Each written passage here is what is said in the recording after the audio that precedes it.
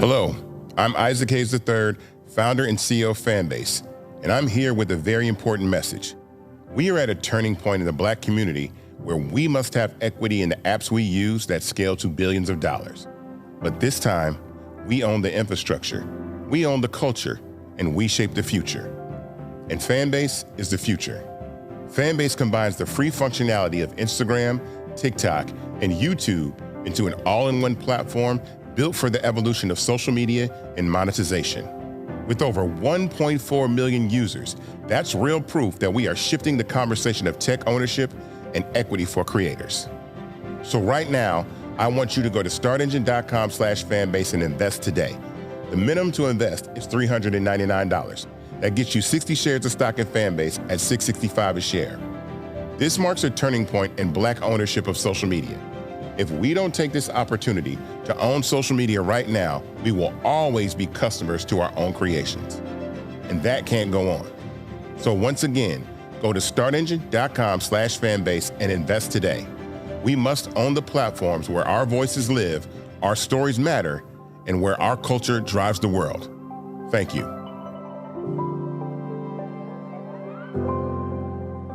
Folks, Black Star Network is here. Hold no punches! I'm real revolutionary right now. Black power. Support this man, Black media. He makes sure that our stories are told. Thank you for being the voice of Black America, Roland. Stay Black. I love y'all. All momentum we have now, we have to keep this going. The video looks phenomenal. See, this difference between Black Star Network and Black-owned media and something like CNN. You can't be Black-owned media and be scared. It's time to be smart. Bring your eyeballs home. You dig?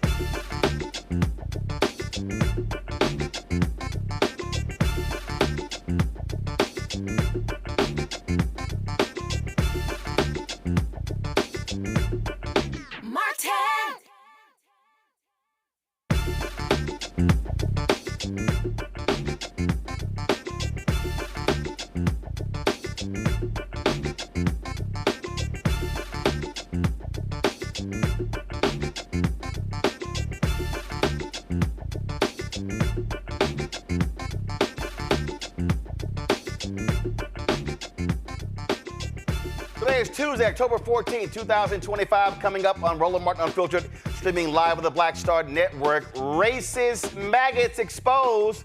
Politico obtained thousands of private messages exposing young GOP leaders joking about slavery, racism, rape, gas chambers, using the N-word.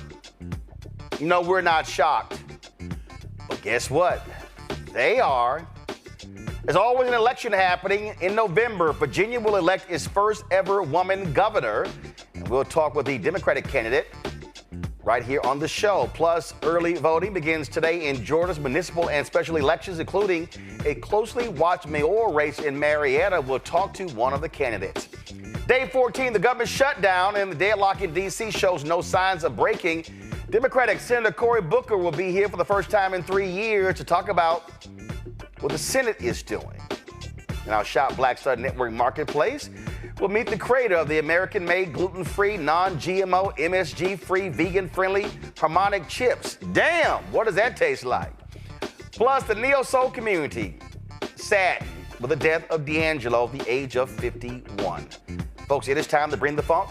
I'm Roland Martin Unfiltered on the Black Star Network. Let's go. He's got it. Whatever the miss, he's on it.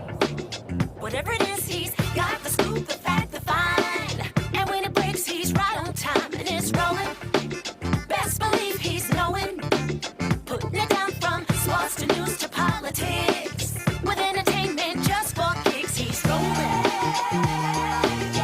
It's on go, roll, roll, y'all. It's Roland Martin, yeah. Rolling with Roland now. He's funky, he's fresh, he's real, the best. You know he's Roland Martin now.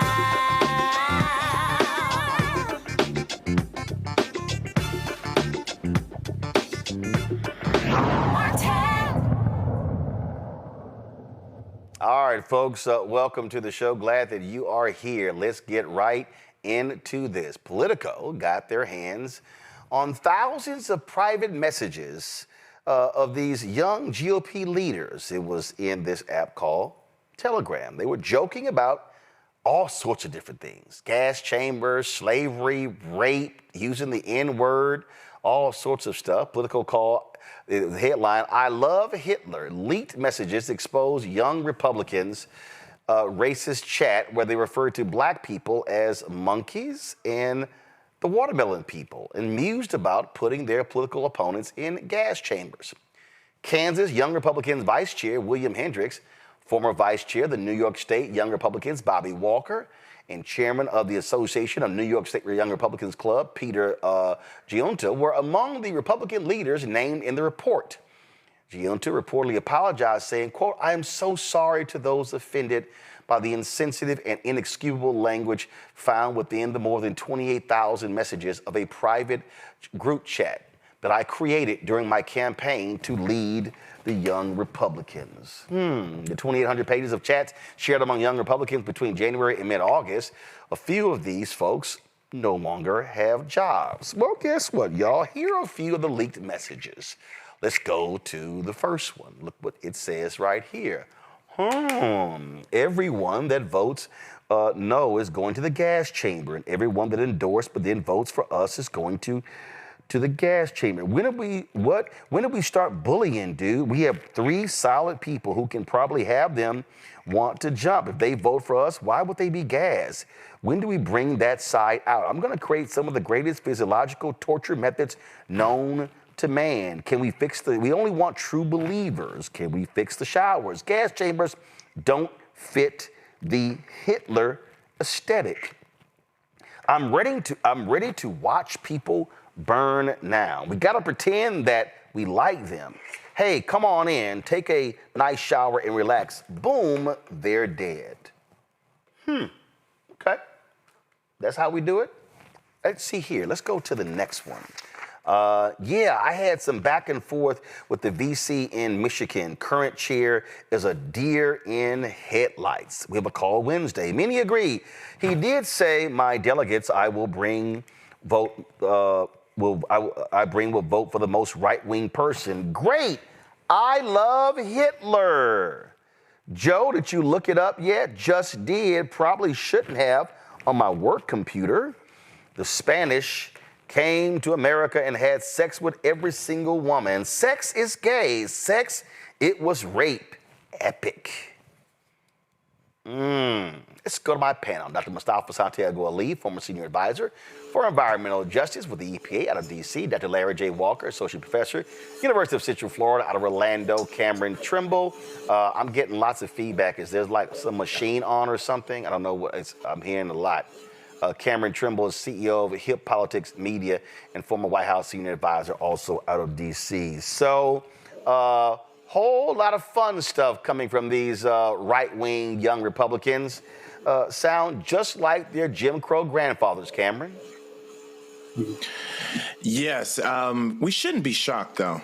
I think Trump has really, and the right wing and GOP has given so much space and place to both racist, fascists, sexist, and so much more. Like they took the governors off, and they're just willing to, like he said in one of those messages, just go for true believers. I think that was such a half-hearted response, and I wouldn't even call it an apology from one of their leaders. But I'm curious to how this moves the needle, or if it just further exposes what a lot of us already feel is that sentiment.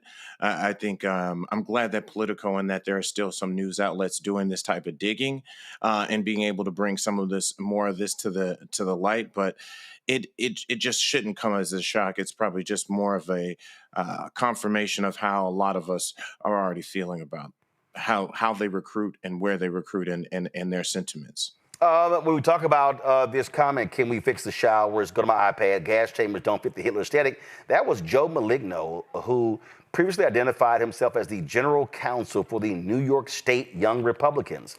According to Politico, it say right here, since Politico began making inquiries, one member of the group chat is no longer employed at their job and another job was rescinded.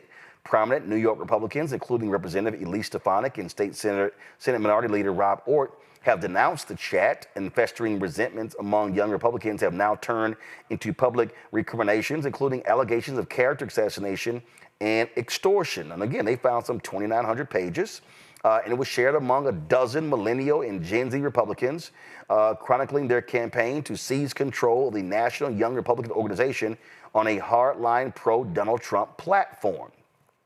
Many of the chat members, Larry, already work inside government or party politics, and one serves as a state senator. This is what they say, Larry. Together, the messages reveal a culture where racist, anti-Semitic, and violent rhetoric circulate freely, and where the Trump-era loosening of political norms has made such talk feel less taboo among those positioning themselves as the party's next leaders. Well, that's no shock there.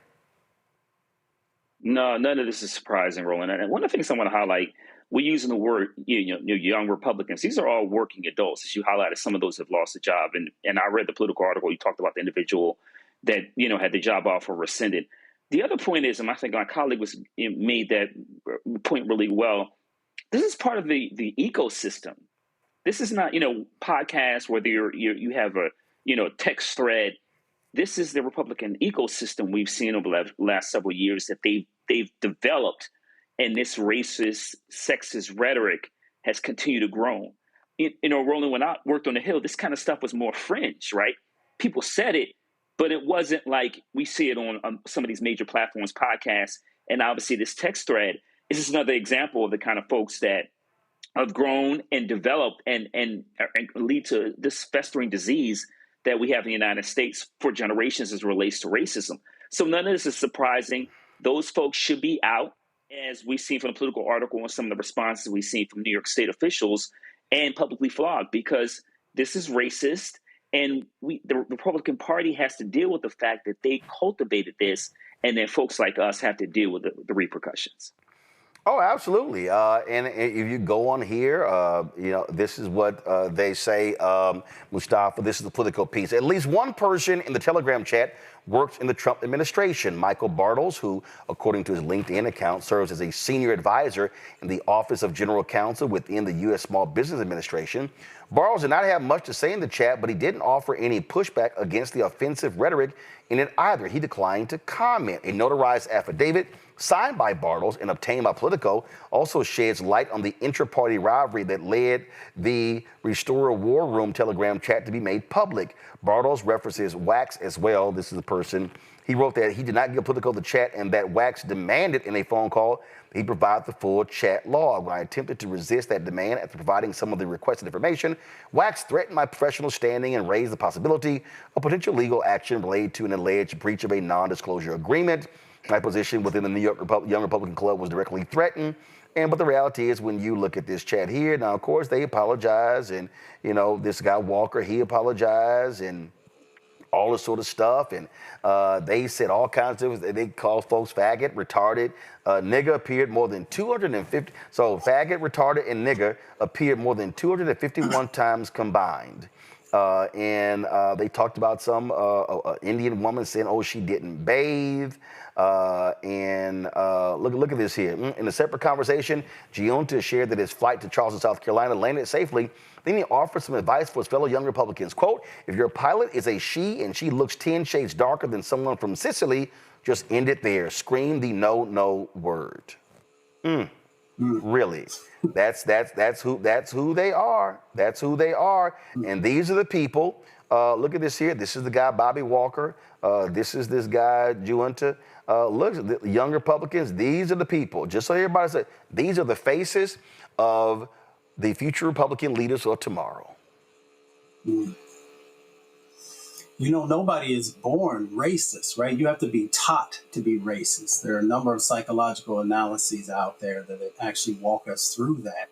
These are the sins, right? These are the sins of their grandfathers and great-grandfathers and fathers and mothers that have now infiltrated these young people.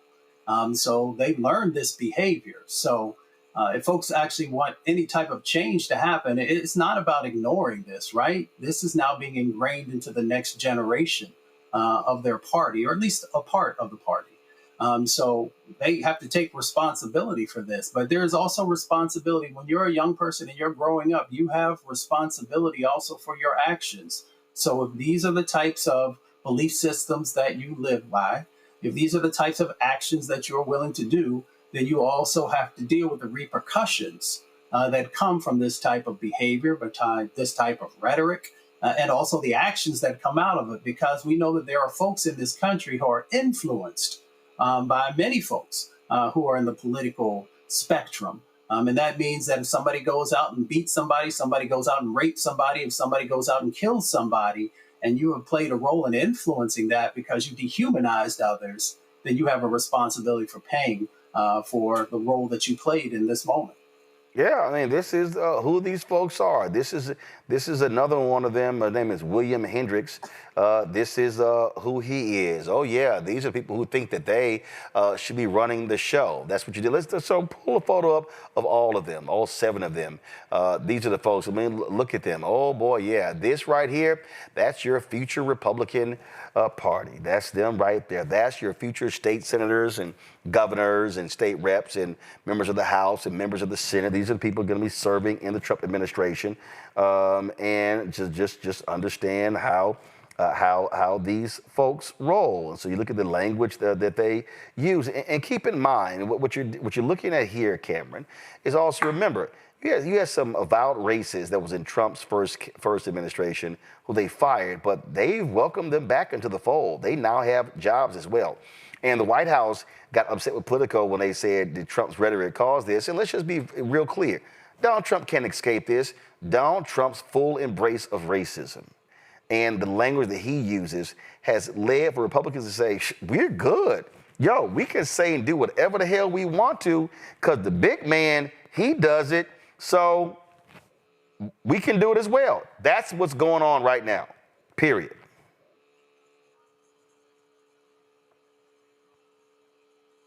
Cameron, how you hitting the mute button, bro?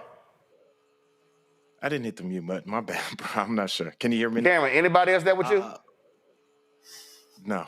So how'd you go on mute? That was an accident. Oh, but you hit the mute button. Yes. Don't be Noah 2.0. Come on. Thank you, Roland. Sorry about that. But in all seriousness, the internet does keep receipts. And I think what a lot of Republicans are making a calculation, I think is a miscalculation, is that because Donald Trump has opened up this new wave of acceptance for just inexplicable behavior, for the bigotry, for homophobia, like I said, so much of the negativity around just culture, along with political culture, he's not going to be in power forever. I mean, as much as he would like to, I mean, he is creeping up on 80 years old. He's only got a few years left in his term, as long as we can make sure we vote him out.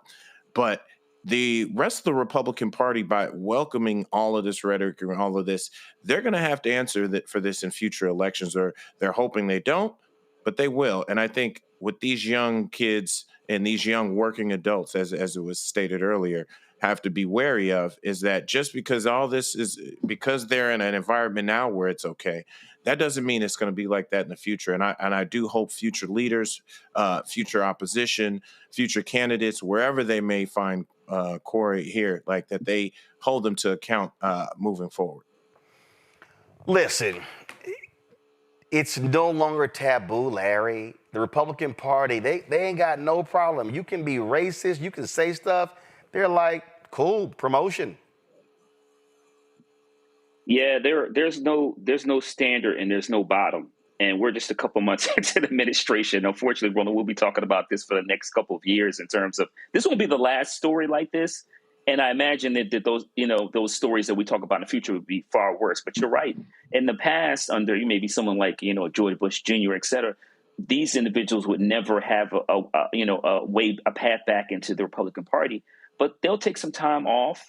In a couple months, they'll get rehired by some consulting firm, and you'll find that they'll do a pity tour and say they're sorry, and they'll blame it on woke culture and whatever else. We've seen this playbook play out time and time again, but they won't be far from being embraced by the same individuals who, openly, Roland, from we see every day, federal officials who make it really clear how they feel about Black folks and other groups. So, I don't feel sorry for the people, but they'll be back, and some of them will certainly at some point be elected officials, which also, once again, goes back to my point about there is no floor. Mustafa. You can't have a thriving 21st century nation when it is fueled by hate and bigotry, racism, all the various isms that are out there. And we have a number of other countries that are literally knocking on the door, trying to be the leader on the planet. So these folks really need to understand that in this 21st century, we need to leave those sins in the past. We don't need to bring them forward, especially young people. The weight is too much, and it will stop you from ever truly having a country that lives up to the values and the words that have been put out there for folks as a guidepost. Absolutely. All right, folks, I got to go to a break. We come back more on Roland Martin Unfiltered right here on the Black Star Network.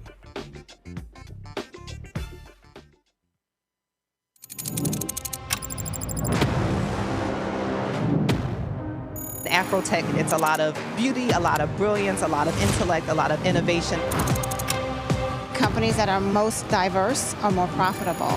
We're getting culture, we're getting community, we're getting the best of the best. And not only are we here to greet each other, but we're here to network and to elevate each other.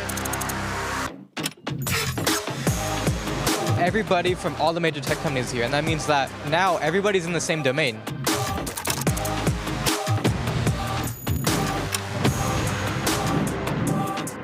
This is the premier event every year. This is really where we could take off. You can go fast by yourself, but we go farther together. This is where you're supposed to be.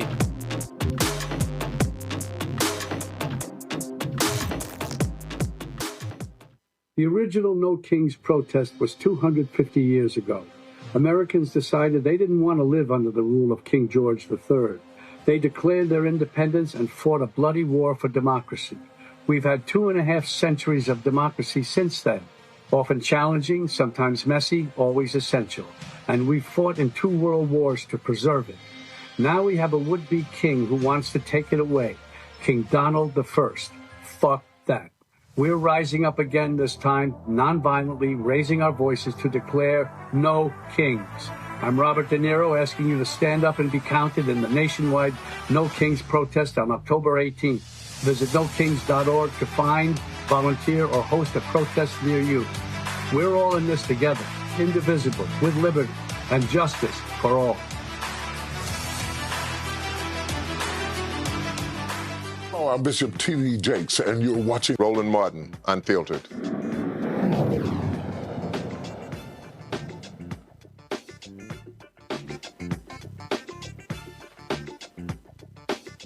Folks, let's get to our next story, okay?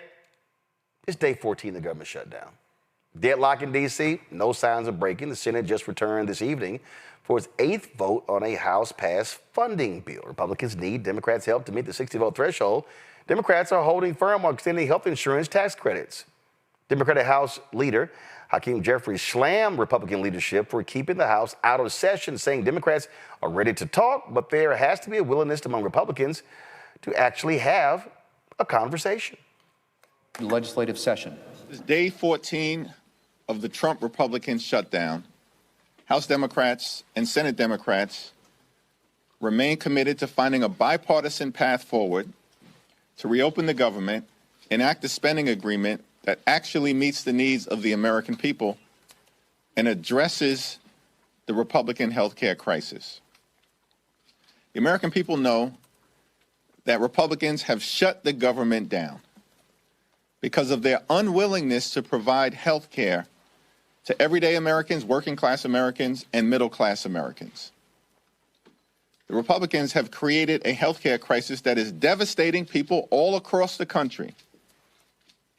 Working-class America, rural America, urban America, small-town America, the heartland of America, and black and brown communities all throughout America. That Republican health care crisis includes, but is not limited to, the largest cut to Medicaid in American history, hospitals, nursing homes, and community-based health centers closing all throughout the country because of what Republicans did in their one big ugly bill. The country faces a possible $536 billion cut to Medicare if Congress doesn't act by the end of this year. The Republicans continue to refuse to extend the Affordable Care Act tax credits, which is going to result in tens of millions of Americans experiencing dramatically increased premiums, copays, and deductibles. All across the country, including, most significantly, in states that Donald Trump won. And Republicans could care less. House Republicans canceled votes 2 weeks ago, canceled votes last week, canceled votes this week. House Republicans are on vacation. House Democrats are on duty here in Washington, D.C., ready to reopen the government, ready to support our troops and hardworking federal civil servants, and ready to address the Republican health care crisis that is crushing people all across the country in an environment where the cost of living is already too high because of failed Republican policies like the Trump tariffs. We're open to sitting down anytime, any place with anyone in terms of our Republican colleagues, either here at the Capitol, or back in the Oval Office, to have a conversation about finding a bipartisan path forward. But there has to be a willingness amongst Republicans to actually have a conversation. And since the White House meeting over 2 weeks ago, Republicans have gone radio silent. Donald Trump has spent more time on the golf course than talking to Democrats on Capitol Hill. Republicans have been on vacation since September 19th in the House. And in the Senate, the Republican strategy is to do the same exact thing. bring the same failed partisan Republican spending bill to the floor over and over and over again, knowing it's going to go down. Because Democrats have been very clear. We're not going to support a partisan Republican spending bill that continues to gut the health care of the American people. We are open about having a good faith discussion with our Republican colleagues to hear their ideas about reopening the government while at the same time decisively addressing the Republican health care crisis. Now, folks, Senator Cory Booker is going to be joining us in the next hour, talk about what happened in the Senate. They did take a vote today. It was 50-44, so they will reconvene tomorrow. Let's go to you, Mustafa. I mean, listen, the Democrats are absolutely right where they are. You stand firm on this and you make it clear. We're not going to bend. The Republicans have been trying to get the Democrats to bend to their will on every issue, and this is where they say, no, enough is enough. Yeah, exactly. I mean, we have a healthcare crisis, and the Republican Party is exacerbating that healthcare crisis. We've talked about the millions and millions of people who are uninsured and underinsured. I personally picked up the phone and talked to rural clinics and hospitals with the folks that I know there and asked them, how are things going? They're like, we're barely hanging on because of the cuts that happened before. So now, they're literally on life support. Not only is democracy on life support across our country, but there literally are people who are on life support because they don't have the health care coverage they need. So why would the Republican Party take a chance in making sure that there were even less people in our country who have that critically needed health care coverage? So folks are doing the right thing and pushing this issue because it is literally a matter of life and death. It is. And Larry, healthcare is a fundamental issue. And listen, when you got Marjorie Taylor Greene telling Republicans, we going to get our asses kicked on this healthcare deal, she is sounding more sane every day. Now, she still is a bad built, butch body, blonde, we know what Congresswoman Jasmine Crockett called her. But the bottom line is, they're sounding the alarm because they know they're going to be in trouble on this one. And so Democrats, this is where you don't back down. You go harder. Yeah, it's really important and been about time the Democrats staying firm on this issue, Rolla. Listen, if in the beginning of next year, these subsidies are going to expire, and millions of Americans are going to lose their health insurance, and it would be a spiral. It was going to not only impact in terms of the economy, but it's also going to increase mortality rates. So, Roland, you're right. It is important for Democrats to stand strong on this issue because it's a winnable issue. We see that from the polling, all the polling we've seen over the last 2 weeks or so.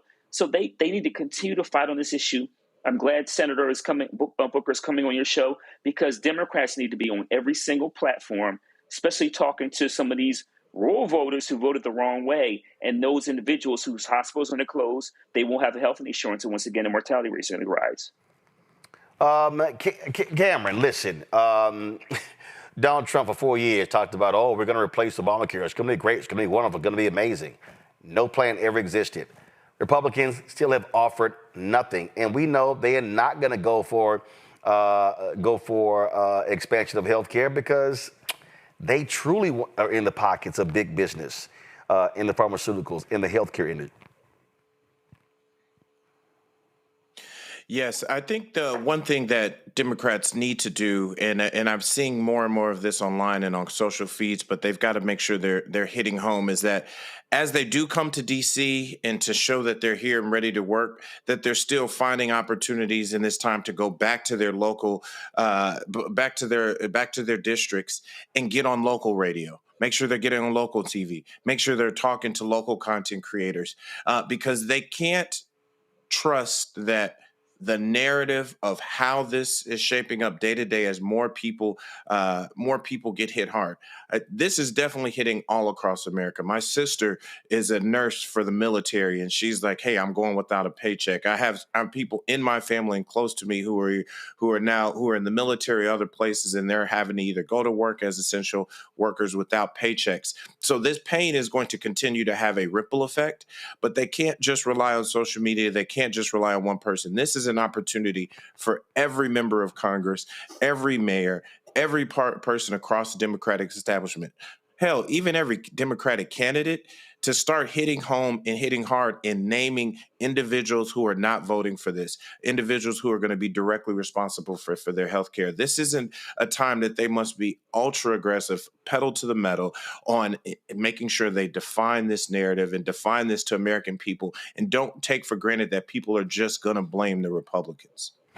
Absolutely. But again, to me, I really do believe that this is the moment here, Mustafa, where Democrats can turn a corner. They have been, frankly, flailing in the wind for the last 10 months, trying to figure out how to lay a glove on Republicans. This is the moment where you take it now and you get uber aggressive right now. You get uber aggressive, but you also make sure that the American people know that you see them and that you feel them and that you're standing with them. And how do you do that? You know, you make sure that you talk about Mrs. Ramirez, whose daughter has severe asthma. And when she loses her insurance, how is she going to help to keep her daughter alive? Or you talk about Mr. Johnson, who's actually going through dialysis treatment. And if he doesn't have the insurance, then his life is going to be cut short. Or you talk about Mr. O'Brien, who's actually going through cancer treatment through chemo. These are people that I actually know. So that's the way that you actually put the right authentic spotlight on this, is that you bring forward the names and faces of everyday people who are doing everything in their power to make sure that they're taking care of their family, taking care of their health. And that's what changes the dynamic, because if it's just a theoretical conversation about democracy or about a party that's not doing something right, that's not enough. You got to drive it home. People got to feel it. They got to know that this could be happening to me next week or next month if we don't address these issues in the proper way. That's absolutely right, Larry. And as Bishop William Barber always said, you got to put a face on it. That's what you have to do. And frankly, every House Democrat, every Senate Democrat, they should be sharing stories and videos, photo collages of individuals if in their district. So here's what happens. We played the video yesterday, Congresswoman Jasmine Crockett, and I forgot the number she used, but it was like 70,000 people in my district can lose health care. This is what you do. Put their photos on there. You show it. You show their families. You have to make this thing personal to the public. Yeah, absolutely. And listen, Roland, let's talk about people like Speaker Johnson, who has people, Louisiana faces an encounter struggle, particularly in his district. He's got thousands of people probably in his district going to lose their health insurance. And so you can easily, like I said, you highlight the voices of people in your district, but also highlight the voices of those who are opposed to the, address this issue relating to the expiring of subsidies. But this is really, once again, the millions if you're rolling this, is really important to, like we said, highlight these personalized stories, run ads to talk about, like I said, the long-term impact it's going to have on these very specific people, those who are in the military, small business owners, those who are individuals, those taking care of people with disabilities, those who are just average Americans trying to make it, who are going to be negatively impacted. But Democrats have to stand strong. And it's obviously, we know it's hurting a lot of Americans in terms of the shutdown, those who are federal government. Got it. But this is a critical issue. Also, I got to go to my next guest, but the other piece, Cameron, they should be nailing it when it comes to young folks. The young folks should be impacted, Gen Z and millennials, because that's going to drive voters. All right, folks, speaking of driving voters, there's a general election taking place in Virginia. Huge critical election. You've got statewide positions where folks are running. You've got the gubernatorial race. You've got Democrats and Republicans battling who's going to control the House. Of course, 2 years ago, Democrats took control of the House, and that's how Don Scott, my alpha brother, became the Speaker of the House, first time an African-American in Virginia history. They're looking to hold on to the House. Of course, in the Senate, Democrats keep control of the Senate. The most powerful person there is Senator Louise Lucas, who controls the money. But now when it comes to the Virginia Democrat, the governor's race, you have two folks. Your Lieutenant Governor Winsome Earl Sears, who is running on the Republican side against Democrat Abigail Spanberger. And joining us right now is Abigail Spanberger. Glad to have you here on Roland Martin Unfiltered. unfiltered. What immediately jumps out when we talk about these issues that we are facing. Massive number of people in Virginia have lost their jobs because of the federal government cuts. African Americans, 1 in 5 federal workers. That's having a tremendous impact on black communities. More than 300,000 black women have lost jobs in this economy since January. What specifically are you looking to do to help government workers who have lost their jobs because of MAGA and Doge, but also just broadly African Americans who are being the tax on anti-DEI that's put a lot of black women and black people out of work? Well, Roland, I want to begin by thanking you. I know you're headed to Virginia very soon to campaign with Speaker Scott and support so many of our candidates who are running for the House of Delegates, incredible candidates who are going to flip their seats. And the issue that you are raising of, the first round of Doge and now the impact that we are feeling of Doge essentially 2.0 right now is devastating to Virginia's economy and to Virginians. And so before I get to the what am I going to do about it, the first piece of it is that right now we have a governor and a lieutenant governor who are saying nothing. Since January, when the assault on the federal workforce began, they have said nothing. They have justified it. They have said everybody loses their jobs from time to time. And they have not stood up for Virginians and for their livelihoods. And the impact, it has a significant ripple, a wave effect. It is federal workers. It is government contractors. It is small business owners. It's restaurant owners. It is people across our communities who have seen the chaos created by this administration, by Doge, and now by these additional waves, these punitive federal firings that the president is choosing to inflict upon so many federal workers in the middle of this shutdown. And the impact is enormous, and is disproportionately impacting Black women in particular. And so as governor, once I am in the seat November 4th as our election swearing in comes in January, it will be a priority for me to support federal workers in their transition into the private sector or state public sector. When you say support, what does that mean? So, for instance, your counterpart in Maryland, Governor Wes Moore, they've been really hit hard, and they've been really proactive about placing federal workers in state jobs and others. And so, what specifically are we talking about? Well, and so looking at what Governor Moore has done is a tremendous and clear example of what actual leadership looks like in the face of attacks on your workforce.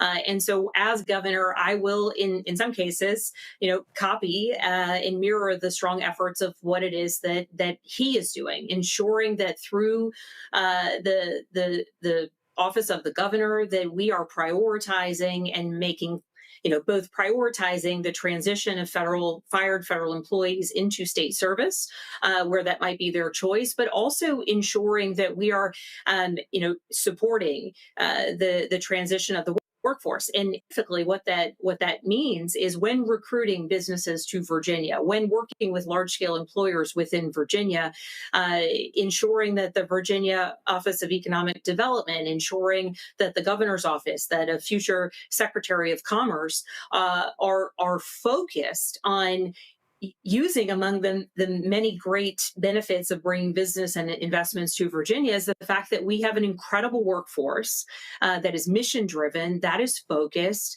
that has a breadth of experience that frankly has been cast out of the workforce because of the Trump administration. And as someone who once, many years back left federal service myself, I was a CIA officer. The transition into the private sector can be a challenge. Everything from translating your resume into things that private sector employers may understand, to restarting the experience of going through a very different type of interview set. And so in some of the ways we have, in addition to strong examples to our neighbors from our neighbors in Maryland, we have the mechanics of it is we have strong programs for military veterans who are transitioning out of the military who face some of the same challenges. And you also noted the attacks on DEI. We've seen that in Virginia.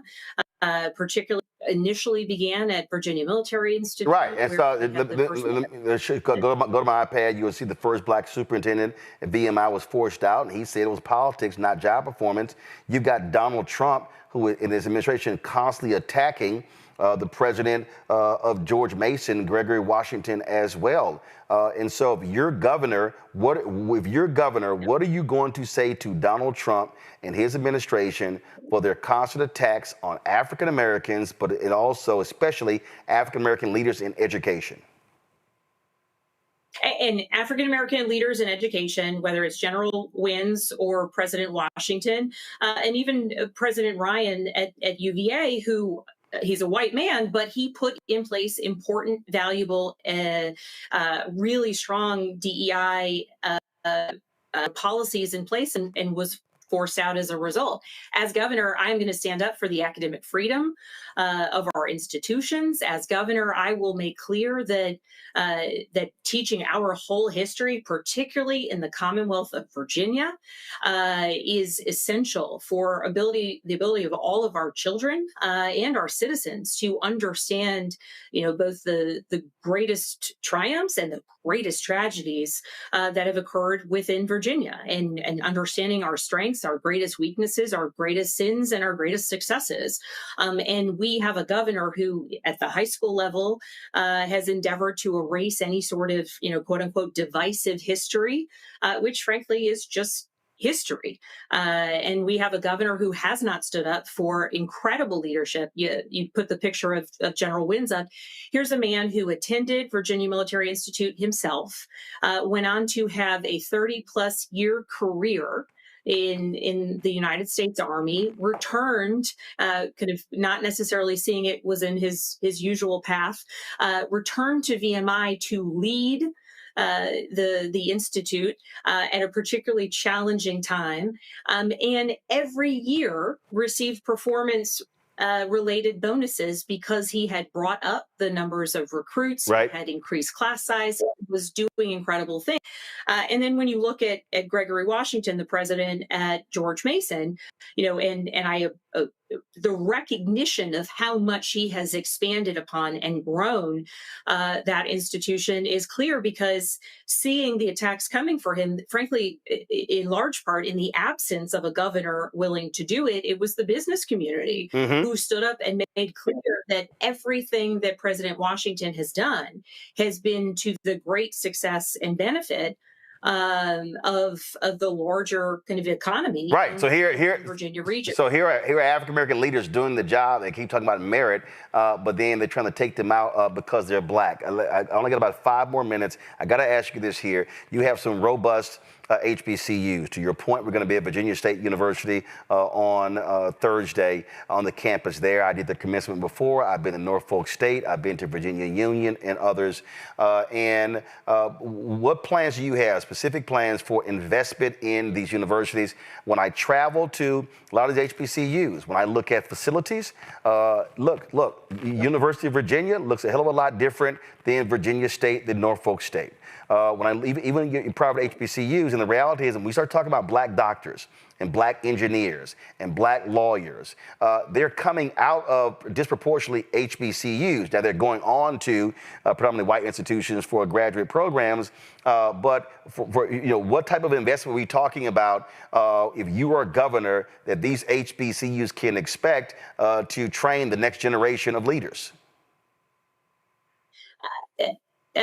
Beginning, and I'll just pivot back to this very quickly and then get to your question. During my time in Congress, I was on the HBCU caucus. I served on the Ag Committee, sat next to Congresswoman Alma Adams, who was the chair of that caucus. And we worked aggressively to ensure that we were pushing additional funds, particularly to the 1890s institutions that for years upon years upon years had been underfunded compared to the 1860s institutions. And now, given the experience and the breadth of the work, you're going to Virginia State. Virginia State is our land grant university. They are incredible.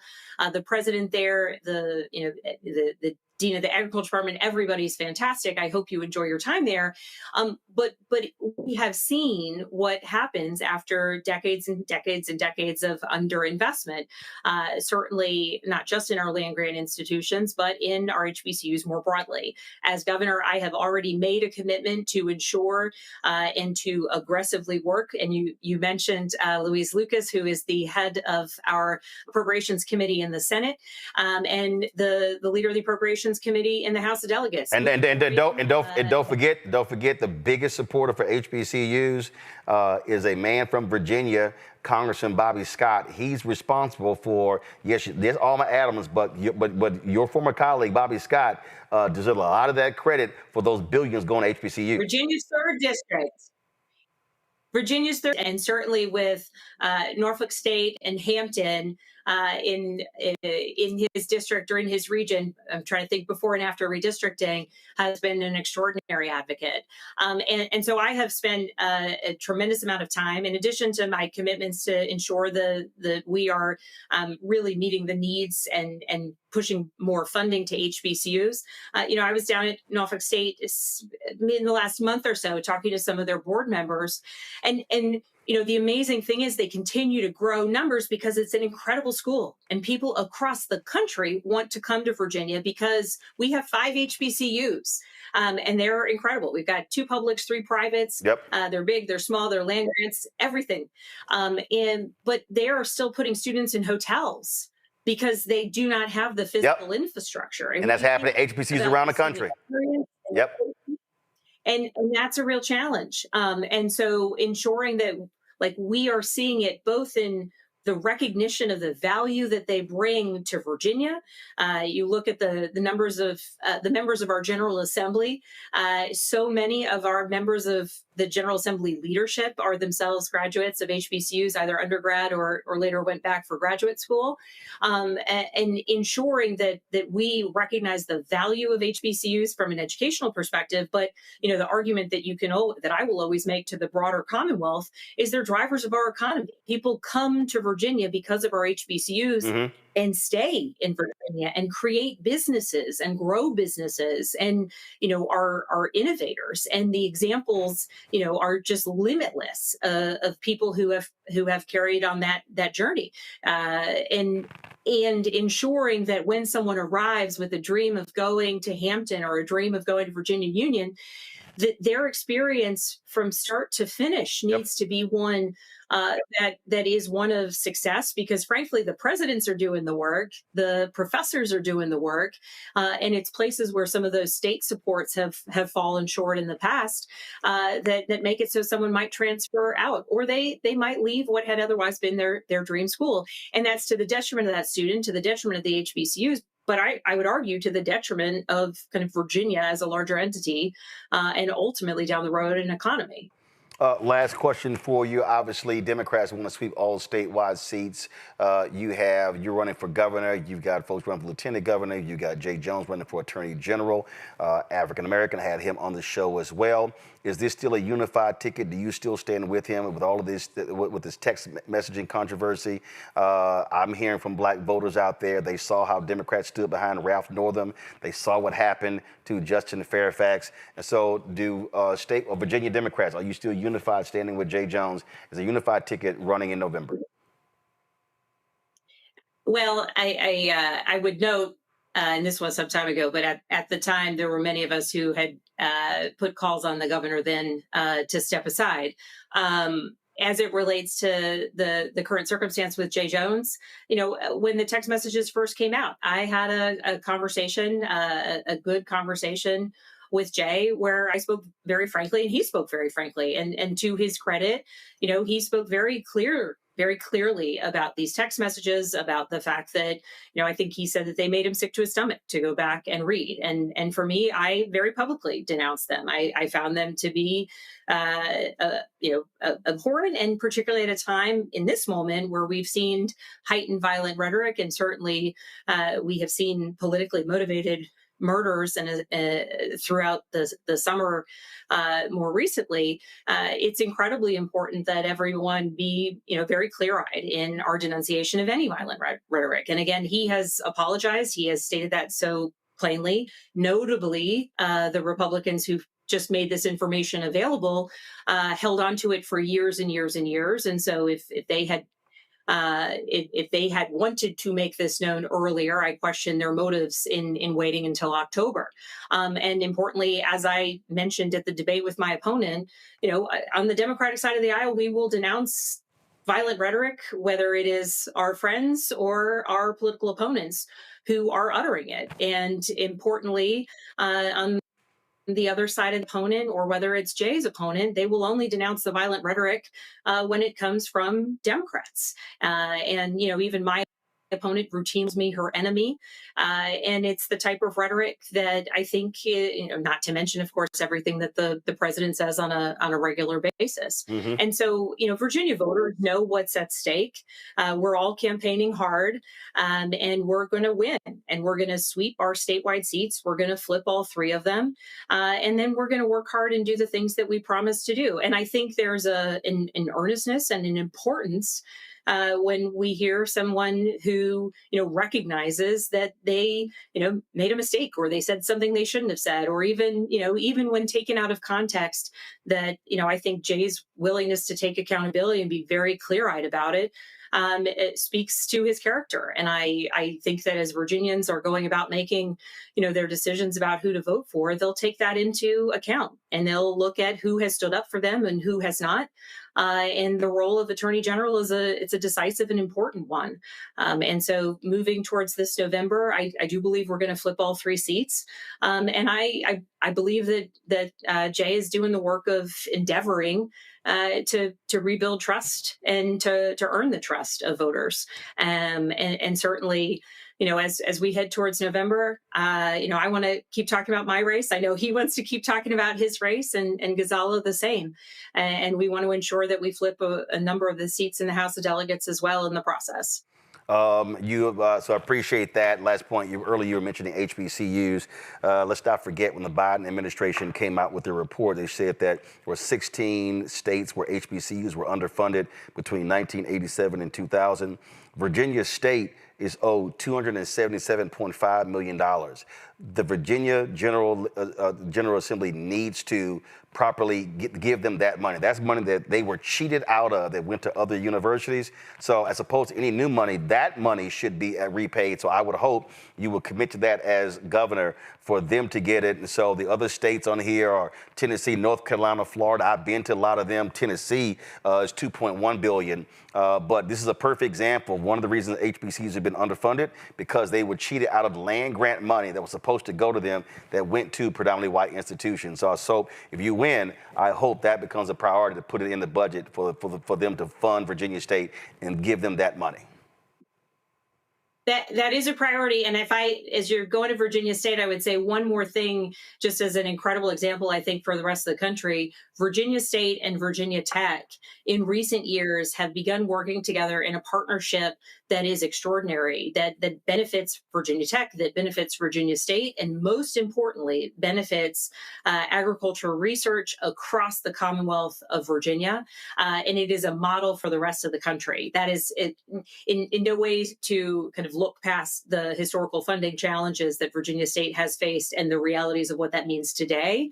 But I do think that Virginia State is an extraordinary example of what partnership between universities, between land-grant universities can be. And hopefully into the future, we'll see other states following that incredible example. We did cover tonight, but I'm definitely going to get to Black-owned businesses on Thursday. And that's also a huge priority of mine as well. And those state contracts, that's critically important. I would agree, particularly with all the attacks coming out of the administration in Washington. All right. Abigail Spanberger, I appreciate you joining us on the show. Look forward to having you back. Thank you so much. Enjoy your time in Virginia again. Thank you, Roland. All right. Thanks a lot. All right, folks, going to go to a quick break. I'll be right back. Roland Martin Unfiltered on the Black Star Network. Don't forget to support the work that we do. Join our Bring the Funk fan club. Your dollars are critically important for us to be able to continue to do the work that we do. Conversations like that, traveling as we are going to be on Thursday all around the state. So Cash App, use the Stripe QR code. You see it right here. Also, that's for credit cards. PayPal's R Martin Unfiltered. Venmo's RM Unfiltered. Zelle, Roland at RolandSMartin.com. Roland at RolandMartinUnfiltered.com. Checks and money order. Make it payable to Roland Martin Unfiltered. P.O. Box 57196, Washington, D.C. 2003 7-0196. Back in a moment.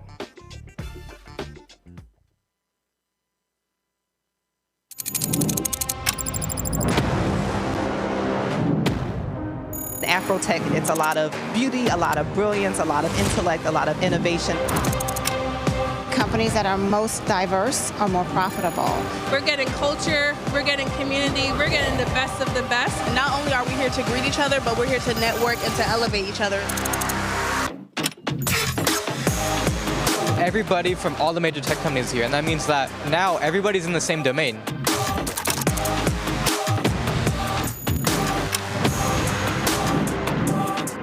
This is the premier event every year. This is really where we could take off. You can go fast by yourself, but we go farther together. This is where you're supposed to be.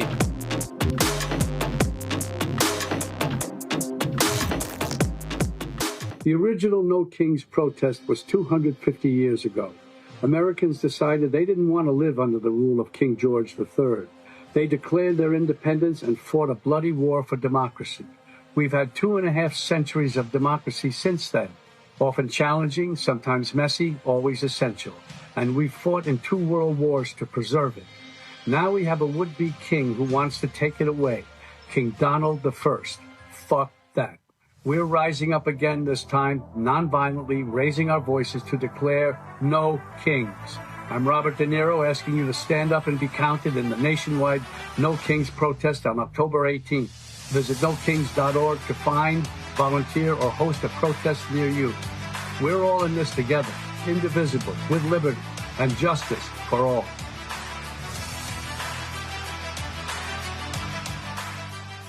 Hey, I'm Malcolm Lee, and you're watching Roland Martin Unfiltered.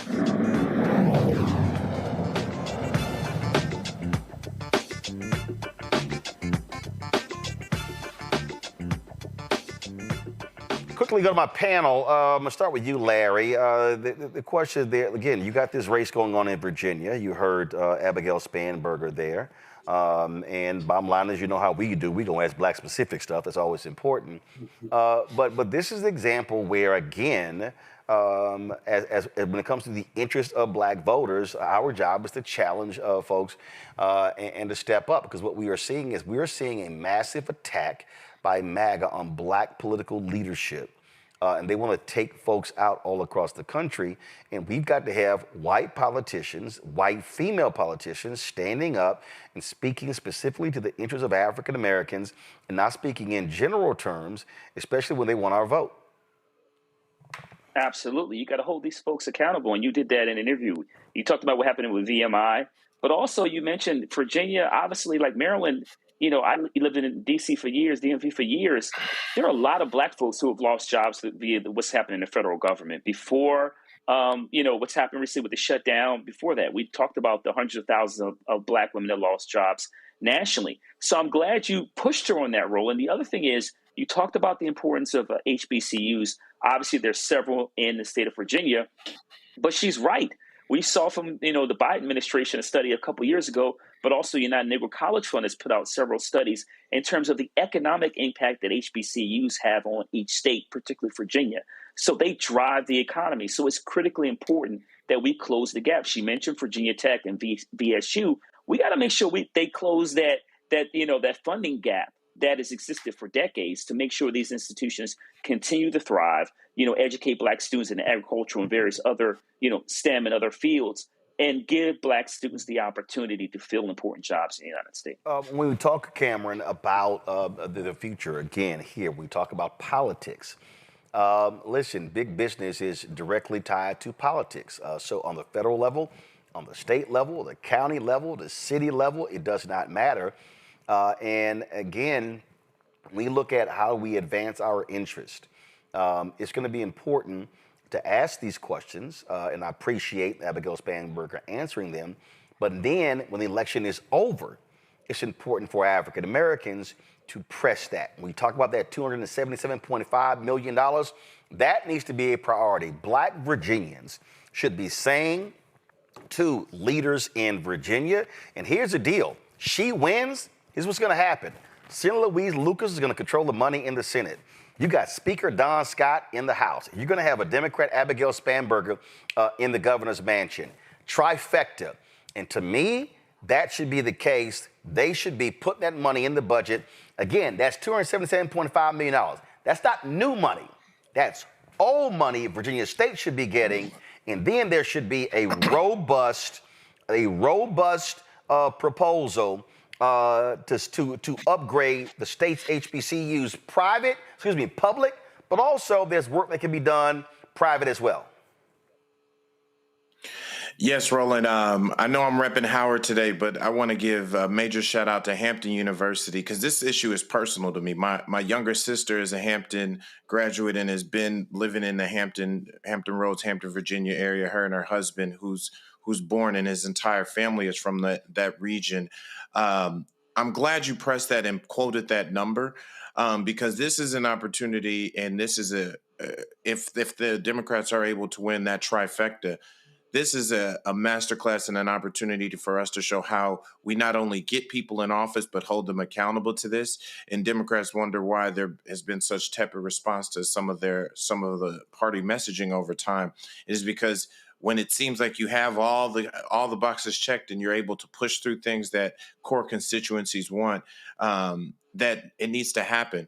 But I also would have loved to her to talk more about and want to continue to how she invests in some of these rural areas away from the DC area, away from Northern Virginia. But like I said, having had family and now have an extended family all throughout more rural parts of the state, understanding how many great people are out down there looking for work and looking for industry and that big business to continue to have investments in those communities. I'm interested in making sure she continues to push for that and push for diversity of investment, both for our HBCUs and for some of those rural communities, because there's a lot of Black folks out there too. We didn't get into this, Mustafa, but there's something that Black folks in Virginia need to be aware of, and that is this here. Virginia has a very unique law when it comes to the restoration of voting rights for people who are formerly incarcerated. And it's a racist pass. Literally, racist white lawmakers said in the early 1900s they were doing this to keep the niggers from voting. It's documented. When Terry McAuliffe was governor, he tried to do an en masse restoration. But the law says there must be you have to do it individually. So they would just sign left and right. Now, the way the law works in Virginia, the legislature they passed it in 2025. They have to pass it a second time in a successive year. The plan is to do it in 2026. If Spanberger wins, she signs it into law. Then it goes on the ballot in Virginia in November in 2026 that would then allow for people to have their votes restored once they finish serving their time. That is a huge deal, and people need to understand that's also the difference between a Spanberger being governor and a Winsome Sears Earl, whatever her name is, being governor, as to who would support the restoration automatically of people who've already been incarcerated. That's a big deal.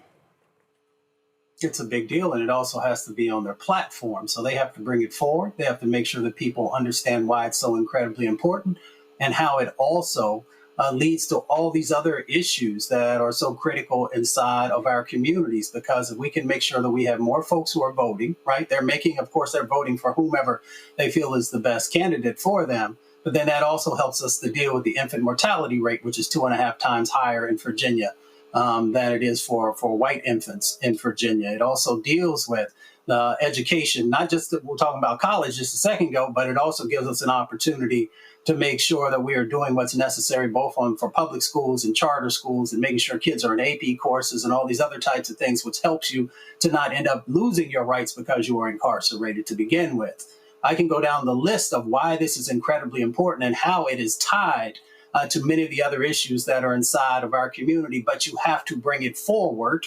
You have to make sure that folks understand that we can make sure that you are able to reclaim your power, and then you can utilize your power in the way that you see fit.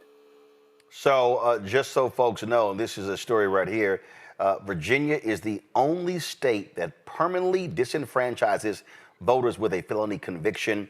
This constitutional amendment would, again, change that. The current Constitution grants the governor discretion over whose rights to restore. And again, this has been in place since 1902, and it was specifically designed to keep black people from voting. And Republican Governor Glenn Youngkin has been extremely slow at restoring the voting rights of people with a felony conviction, and this would change. And so when you go to the polls in Virginia, understand, where does Spanberger stand? Where does Winsome Earl Sears stand? That's going to be critically important to understand. And so I think that's one of the issues that people need to understand, why we have to vote, why we must maximize our power, because that is an absolute game changer. Let's talk about voting. Early voting began today in Georgia municipal and special elections, including a close watch mayoral race in Marietta. Folks, there's a 54-year age gap between the two candidates.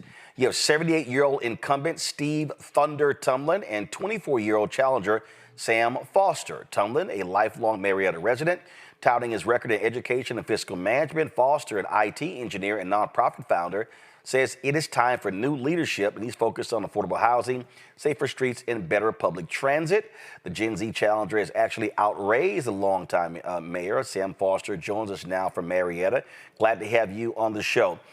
Sam, what was it? What was it specifically that caused you to say, you know what, it's time, I need to do this, I need to run to be mayor of my city? I see a lot of the decisions that the mayor of Marietta is making, and I started to notice that they don't represent the working class people who live in Marietta. I believe that we need to have leadership that is responsive to the people who actually live in the city, and it is time for us to have the right leadership in Marietta. Okay, so when you say, okay, it's time, what have you, and not representing the working class people, who would you say that the current mayor has been focused on? Give me examples, and how would you represent the working class folks in Marietta? So I would say that the mayor primarily is focused on what I would call appearances. In 2013, he spearheaded a project to buy up low-income multifamily housing on a road known as Franklin Gateway with a $68 million bond, and we destroyed all of that housing and drove out the low-income residents out of the city. He says that is his proudest project to date.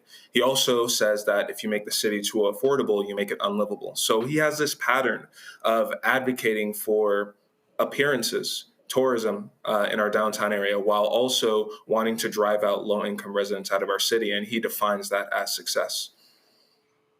You say affordable housing. What is the state of housing in Marietta right now? So the median housing price in Marietta is around $500,000, and rent has nearly doubled in the past 10 years in Marietta as well. So housing, both renter and owner occupied, has become mostly unaffordable for regular people in Marietta. And we see that not only in Marietta, across the entire Metro Atlanta region and across the entire country. And so how would you make that change as mayor? What specifically? So there are a lot of laws that we have on the municipal level that make it harder for us to build housing. When we look at when a developer wants to come into the city and build housing, they have to go through all of these different steps in order to get to the point where they actually build that housing. We had somebody come into the city who was wanting to build an apartment building downtown, and the mayor compared that developer to William Sherman, saying that William Sherman didn't damage the square as much as the developer was trying to. So trying to streamline some of those processes is going to make it easier to build housing. And I also want to provide incentives for developers to make a certain amount of units affordable when they build new units. You say public transportation is a huge issue. We say better public transportation. Got it. How would you make it better? So right now, the reason most people do not take public transit is because it's not practical. It's not feasible. When you think of how you plan your day, nobody wants to look at their watch and plan their day out in 30-minute increments to determine when's the next time I can take the bus. So the main thing I want to do is to improve the service of the bus, making sure that buses on our most used routes are running at least 10 to 15 minutes, making sure that there's shelters at our bus stops, and making sure the buses actually go where people want to be. Wow. All right, let's go to my panel. Questions. Let's see. Cameron, you first. So good to see you, and good luck on this race. One question I have, as we've seen more and more Gen Z candidates and folks really taking the power into their own hands, what has been something that's been inspiring, again, being so young, well, relatively young in this race? What's one thing or inspirational story or something that you've seen along this race and along this journey to be mayor of Marietta? I think what really inspires me to keep going, or what has been inspiring, is the conversations that I've had with residents as I've been getting out and knocking doors and talking to different people. There was this one story that really sticks with me where this younger person, I was talking to them and they said, oh, I make about $85,000 at my current job, but I'm working another job because I'm paying off medical debt. And I look at people who are in different parts of the neighborhood, and I'm talking to them and like, oh yeah, I used to live on Franklin Gateway, but I got displaced, and now they live in a worse side of town. And those are the stories that keep me going. People who are not advocated for, people who don't have a voice, the stories we're not telling, because the mayor would like to have you think that everything's okay. He thinks his record is flawless and that he has brought the city into this great state. But we can always do better, and there are people who are still suffering. So that really is what inspires me to keep going and advocating for everyone in Marietta. Larry. Yeah, thanks for coming on the show. One of the challenges with these races, and we talk about on this show, particularly, when we're on the show a lot, is demographics and younger voters. And so you kind of touched on, having conversations. What are you doing regarding your campaign into energizing your young voters who could make a difference in this election?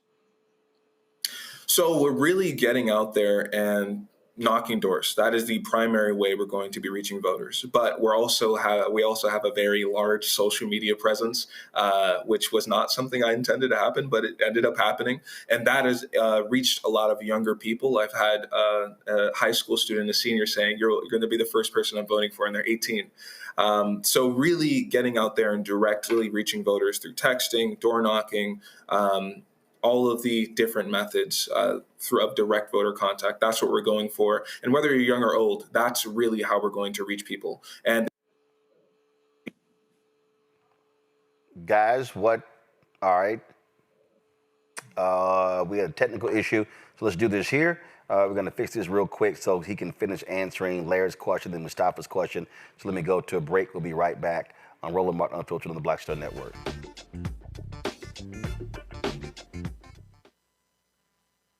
Next on The Black Table with me, Craig Carr. Why the America we live in today is not what the founders intended or what they outlined in the Declaration of Independence and even the Constitution. Professor and author Kermit Roosevelt will join us to talk about his book, The Nation That Never Was. How history was misinterpreted, the intent and realities of America's beginnings, and missed a much better story in the process. So if you have to pick some group to marginalize, I think it should be the people who are against equality. That's next on The Black Table, right here on the Black Star Network. If in this country right now, you have people get up in the morning and the only thing they can think about is how many people they can hurt, and they got the power, that's the time for mourning. For better or worse, what makes America special, it's that legal system that's supposed to protect minorities from the tyranny of the majority. We are at a point of a moral emergency. We must raise a voice of outrage. We must raise a voice of compassion. And we must raise a voice of unity. We are not in a crisis of party versus party. We are in a crisis of civilization, a human rights crisis, and a crisis of democracy itself. And guess what? You've been chosen to make sure that those that would destroy, those that would hate, don't have the final say, and they don't ultimately win. Hey, I'm Mark Morial, President and CEO of the National Urban League, and I'm watching Roland Martin Unfiltered.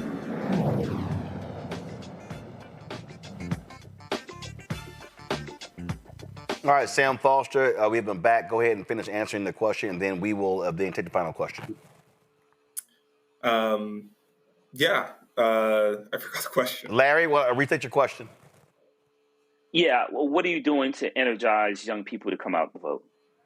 Direct voter contact is the best way to reach people, young or old, and we're out there texting people, calling them, knocking on their doors, and we have a large social media presence, which was not my intention, but it ended up happening anyway, which has energized a lot of younger voters because a lot of them are on social media. Mustafa? Well, Brother Foster, congratulations on running. Appreciate seeing young people, you taking the mantle up. Quick question. I have family in Marietta. Do you have innovative or other ways that you are going to address the unhoused population who are there in the city? So when we look at homelessness, there are two main causes of somebody not having a home. The biggest one is that they are not able to afford housing. So we need more initiatives to bring more affordable housing into the city. I was reading this article in the AJC about a mother who was discharged from the military and wasn't able to afford a home, but she applied for a voucher, but it took months for her to be able to actually access that voucher. So she was sleeping out of her car. And I look at scenarios like that and I understand that we need more affordable housing. That's number one. And number two, we need to provide more services or work with people who can provide those services. We don't have adequate services right now to deal with people who are struggling with drug addiction, people who are struggling with mental health issues. So what we see a lot is we are keeping people right where they are, but we're not able to lift them out of the situation that they're in. All right, then. Well, Sam, certainly good luck in this race, and we'll be watching to see what happens on Election Day. Thank you so much. All right, thanks a bunch. Folks, let's stay on politics. In North Carolina, Republicans have announced they are going to start gerrymandering races even further, abiding by Donald Trump. Excuse me. Donald Trump, of course, has been wanting Republicans to steal more seats because they are afraid they're going to lose the House next year. Now, Republicans have already gerrymandered the state. They're doing it again. They're allowed to do so because Republicans control the state Supreme Court. And so don't be surprised if they go after the seat of Congressman Don Davis, which is already a +2 Republican seat. They're going to make it a lot redder. And so that we're going to see that actually happen. So we'll be following what happens there in North Carolina. So lots of stuff going on. And so, folks, we got critical races happening all across the country. And so I just want us to be paying attention to recognize that these things absolutely matter. All right, quick break. We come back. We're going to talk about the passing of D'Angelo. Also, how's an organization celebrating Bill Russell, but they ignore Bill Russell's family? That's kind of dumb to me. We'll talk about that. Plus, we have Senator Cory Booker as well as our Marketplace segment. Real quick break, right back. Roland Martin Unfiltered on the Black Star Network.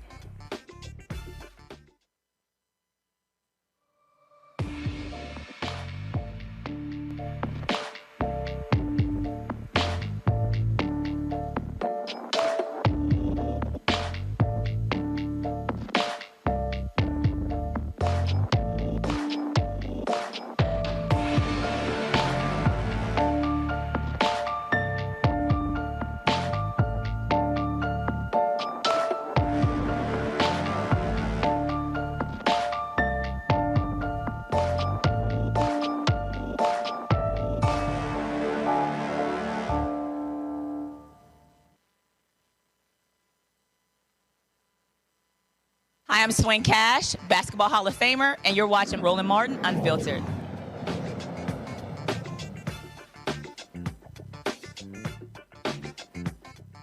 You know, I'm always confused when groups decide to honor somebody, but they don't include the family of the honoree when they've passed on. So, for instance, check this out. So there's a group called Mentor National. They're celebrating 35 years. And tonight they're having a gala in New York City. And so this is the press release that they sent out. Mentor celebrates 35 years of relationships, powering opportunities at New York City Gala, honoring Bill Russell, Ray Lewis, and David Shapiro. So you go through here and, you know, of course, Bill Russell, Hall of Famer, is a player and a coach. It says that his widow, Janine Russell, will accept the award on his behalf. Okay, I got it. Ray Lewis is an NFL Hall of Famer. You got David Shapiro, CEO of the YMCA of Greater Boston. Okay, but this is where I saw this tweet and it is confusing to me. So it says, Mentor leads, expands, and strengthens the mentoring movement, building capacity to make high-quality relationships accessible to all young people. 35 years ago, Mentor was created to expand opportunities for young people by building a youth mentoring field and movement. Okay, I got it. All right, so you're helping with young people. But then I saw this tweet, and I'm kind of like, this doesn't make any sense whatsoever. And so this is one of Bill Russell's children, Karen Russell.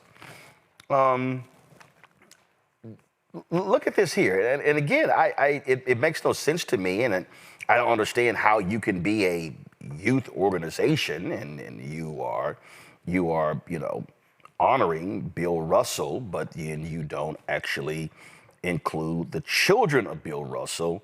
And if you are, this is just crazy to me. So look at this. Karen Russell tweeted, in HBCU Celtic City, they used a Red Auerbach clip. When Red was asked why my father finally reconciled with Boston, Red said it was the power of his daughter. That daughter was me. In 1999, I partnered with my dad to retire his number publicly. I produced the Bill Russell tribute to benefit Mentor National, the first of many Team Russell joint projects. Just to be clear, I worked hard behind the scenes to make many of his greatest off-the-court honors possible, including but not limited to his public jersey retirement, his honorary degrees, the Medal of Freedom, the Bill Russell statue, and what he called his greatest gift. A private meeting, his hero Nelson Mandela, pictured here with his late wife Marilyn Russell, it took me years to arrange. Daddy earned every one of them. But to be clear, none of these post-career milestones would have happened without me. It was our family partnership. It says, then she writes, for decades, I volunteered Mentor. My father and I helped turn mentoring into a national movement. Together, we created moments that brought people together and raised millions for young people. And so she goes on and she lays all these things out, all the great things that he did, the work that was involved. And then she says, one of the best parts of the Bill Russell statue are the quotes. Like my favorite, there are no other people's children except maybe us. I learned that Mentor National is honoring our dad and grandfather tonight and didn't include us. Stop erasing Black history. Now, I know Bill Russell's widow, Janine. I've talked to her, I've met her. But the reality is the Bill Russell legacy should be shared with all of his family members. Bill Russell has been honored. I was at the NBA All-Star game where they renamed, I think, the school after him, the gym. I couldn't attend it. They recently had a bridge being named after him as well. And then, you know, you have all of these different things that have happened. And I get all of that. But this is all I'm saying. Bill Russell has children. Bill Russell has children that are still here. And if my parents, okay, were being honored, and even if someone's parent had passed away or gotten divorced and they got remarried or whatever, if you're gonna honor someone, you still include the children. You just don't invite the widow. That's just me. And if I'm Karen Russell, and I saw this tweet, if I'm Karen Russell, I would really be pissed off for an organization that I helped for a very long time would be honoring my dad, and damn, you didn't even call me. She says right now, here's what's so crazy, do the math. She says in here that she put this Bill Russell tribute together in 1999 to benefit this group. They're celebrating 35 years. So this Bill Russell tribute happened 26 years ago. They were 6. So if I'm Karen Russell, yeah, I'm probably going to be real pissed off for the organization that I helped put on the map with my dad, and then you honor my dad and you don't even invite me. That is insulting. So I don't know anything between the relationship between Janine Russell and Karen and her brother. I don't know. But this is what I will say this. If you are an organization, if you are the NBA, if you are dedicating a bridge in Boston, if you are something dealing with Bill Russell's school, if you're any group out there in America and you are trying to celebrate Bill Russell, you might want to include the Bill Russell family. And the Bill Russell family is not just his widow. The Bill Russell family is Bill Russell's widow, Bill Russell's children, Bill Russell's grandchildren. And if I was a child of Bill Russell, I would be insulted if my dad is constantly being honored and people act like I don't exist. That to me is wrong. It is wrong. It is wrong. It is wrong. And somebody needs to say it. I'll be right back. Roland Martin Unfiltered on the Black Star Network.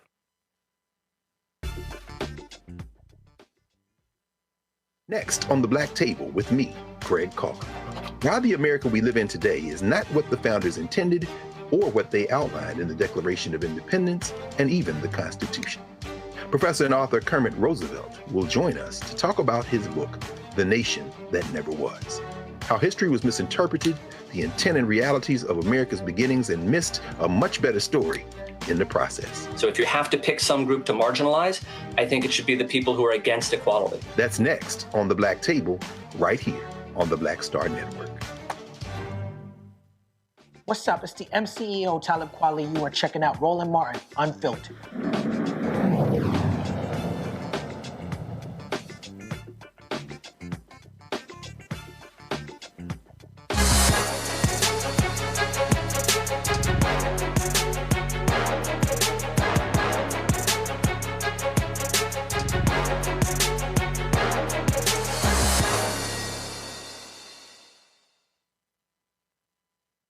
All right, y'all. Harmonic Chips wants everyone to experience pure joy in every bite of their all-natural potato chips. These are American-made. They are gluten-free, non-GMO, contain no MSG, and are vegan-friendly. Founded by Quanyata Benson, Harmonic Chips is a woman-owned company committed to creating delicious flavors that evoke happy memories. Quanyata joins us now from Snellville, Georgia. All right, so where these things start? Were you just hungry one damn night and you were like, I am not feeling these chips or the snacks, they ain't right for me. What happened? Well, it basically started my grandkids. My grandchildren are, inspiration for You got grandkids? That yes, yes, I have 2. You got 2 grandkids? I would never thought that, girl. Go on, keep going. So basically with, their snacks and all of those things, I wanted them to be able to have something that, was filling as well as good for them as well. And then I wanted to be able to do something like I did with my grandmother, when she was alive, something that we could share and have some good memories about. Okay, so what? You were just sitting in the crib and was like, you know what? I want my own damn chips. Okay, like how did we get there? Well, it started with a conversation with my husband. And we wanted to provide, something to, just everyday people. You didn't have to, have a whole lot of money, but you wanted something that was good for you and delicious at the same time. So did a little research and learned that, hey, there aren't any Black-owned potato chip companies, especially for woman-owned. Basically, it's just the big conglomerates or what have you. So I decided that I wanted to, provide something great for a lot of people. And not only just, for the kids or what have you, but you can join in with your friends and make great memories together. All right, so we got honey jalapeno, dill pickle, Lord, don't let my wife see those, and rosemary flavored. Okay, so how did you settle on these three? Okay, so I like spicy foods. My son likes spicy food. Okay, so I wanted to do spicy, but nothing that was going to like burn your taste buds, off. But also have that sweetness to it. So that's how honey jalapeno came about. Gotcha. Now I see right there are four. So which one am I missing? Hold up. I see it over here. Which would be? So I see the purple one. No, I got rosemary, the blue one. All right, so the blue one. Yeah, Mackenzie, you left out a bag of chips. These little people. Okay, so we got sea salt flavored. So we got four right here. And so you said they're American made? Oh yes. Right here in the good old USA. Okay. Questions from the panel. Let's see here. Let's see who's probably a chips fiend on the panel. Probably Cameron. I can't lie. I do love a good bag of chips. I had some right before the show. Very proud of this. I love to support Black-owned businesses, and I can't wait to taste the chips. I guess my question here, marketing. I'm in marketing. I work in a marketing company, and I think the story, just hearing the story as we heard about it from the show and I think is so compelling and could translate to so many different people, especially about your grandmother and that dynamic there. How are you going about selling the story of the chips and selling the story of, like I said, all the vegan and all the different the attributes of the chips, in addition to them just tasting good? How are you going about your marketing effort to really find your customers? So definitely socials. I mean, you can't do anything. I feel like you can't have a successful business without tapping into social media.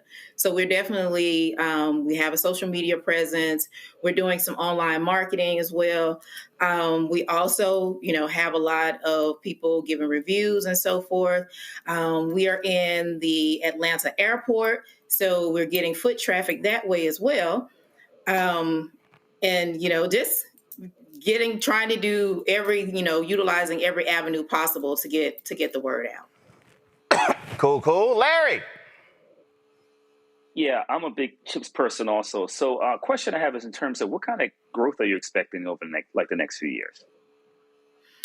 Well, the growth expected is to be in at least 2 big box, retail markets or what have you, as well as some of, your convenience stores and so forth. So right now like I said, we're in the Atlanta airport. We sell through our online store and things of that nature. We have partnered with a few wineries, a couple of coffee shops. So we're, looking to definitely expand that footprint. Mustafa. Yeah, well, congratulations so far on all the success. In our community, we have to deal with high blood pressure and a number of other things. So I noticed in some of the material I read that you talk about clean ingredients, you talk about no junk. I really appreciated that language. Could you unpack that for the viewers? Okay, so a lot of times the first thing you will notice when I say junk, if you read the label, you'll see a lot of words that you really can't pronounce and those types of things.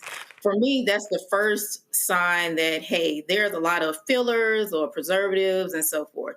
But with my chips, pretty much everything you've heard of. The only thing that we add in it is, what is it? I can't think of the name of it right now, but it's to prevent the spices from clumping, which Dextrin, isn't anything. I see on the dill pickle it says maltodextrin, sea salt flakes, garlic, powdered vinegar, Yes. sugar, onion, mustard seed oil, mustard seed, dill, citric acid, silicon dioxide, oil of dill weed.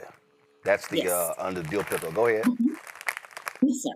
So, like I said, we want to use all natural ingredients and everything. So that way you're not feeling guilty when you're, if you go through an entire bag because, hey, these are some of the same spices that you have in your cabinet already. So, it's kind of like, having a good meal, if you will, right in a bag, right in a potato chip bag. So that's what we're trying to do, provide some options, again, that's delicious as well as, not harmful to, just your everyday life. All right, y'all, we got Harmonic Chips. We've got, again, rosemary flavored, honey jalapeno, dill pickle, and of course, Mackenzie left out sea salt. So these are the 4 chips right here. Go to shopblackstarnetwork.com, shopblackstarnetwork.com for these black-owned chips. Y'all can check them out. Again, these hit your taste buds and see if y'all buy these up like crazy, and they can come out with some other flavors as well. Quanietta, I appreciate it. Thanks a lot. Well, thank you so much for having me. Not a problem. All right, then. Folks, real quick break. We come back. Senator Cory Booker joins us right here. Roland Martin Unfiltered on the Black Star Network. Support the work that we do. Join our Breeder Funk fan club. Your support is critically important, y'all. Ain't nobody else featuring black-owned businesses the way we do every single week on this show in our Marketplace segment. This is how we recirculate the black dollar in our community. So if y'all want to contribute to the efforts that we do, what you need to do is go to you want to contribute via Cash App, use the Stripe QR code. You see it right here. Credit cards as well. PayPal's R Martin Unfiltered, Venmo's RM Unfiltered, Zelle, Roland at RolandSMartin.com, Roland at RolandMartinUnfiltered.com. Checks and money ordered. Make it payable to Roland Martin Unfiltered, P.O. Box 57196, Washington, D.C. 2003 7-0196.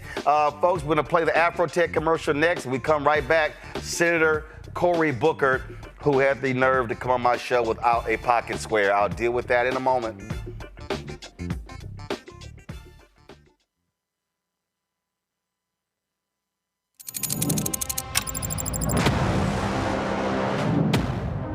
Afrotech, it's a lot of beauty, a lot of brilliance, a lot of intellect, a lot of innovation. Companies that are most diverse are more profitable. We're getting culture, we're getting community, we're getting the best of the best. And not only are we here to greet each other, but we're here to network and to elevate each other. Everybody from all the major tech companies here, and that means that now everybody's in the same domain.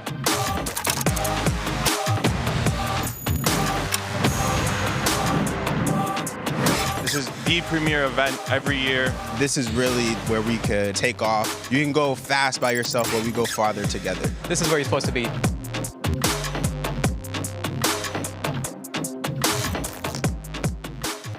Melanie Campbell, National Coalition on Black Civic Participation and Black Women's Roundtable. And we are watching Roland Martin Unfiltered all day, every day, 24/7. Spread the word.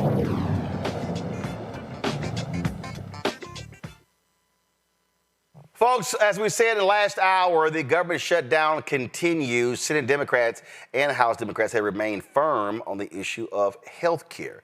The Senate voted tonight on the issue. They, of course, it was 50 to 44 vote. So they'll reconvene tomorrow.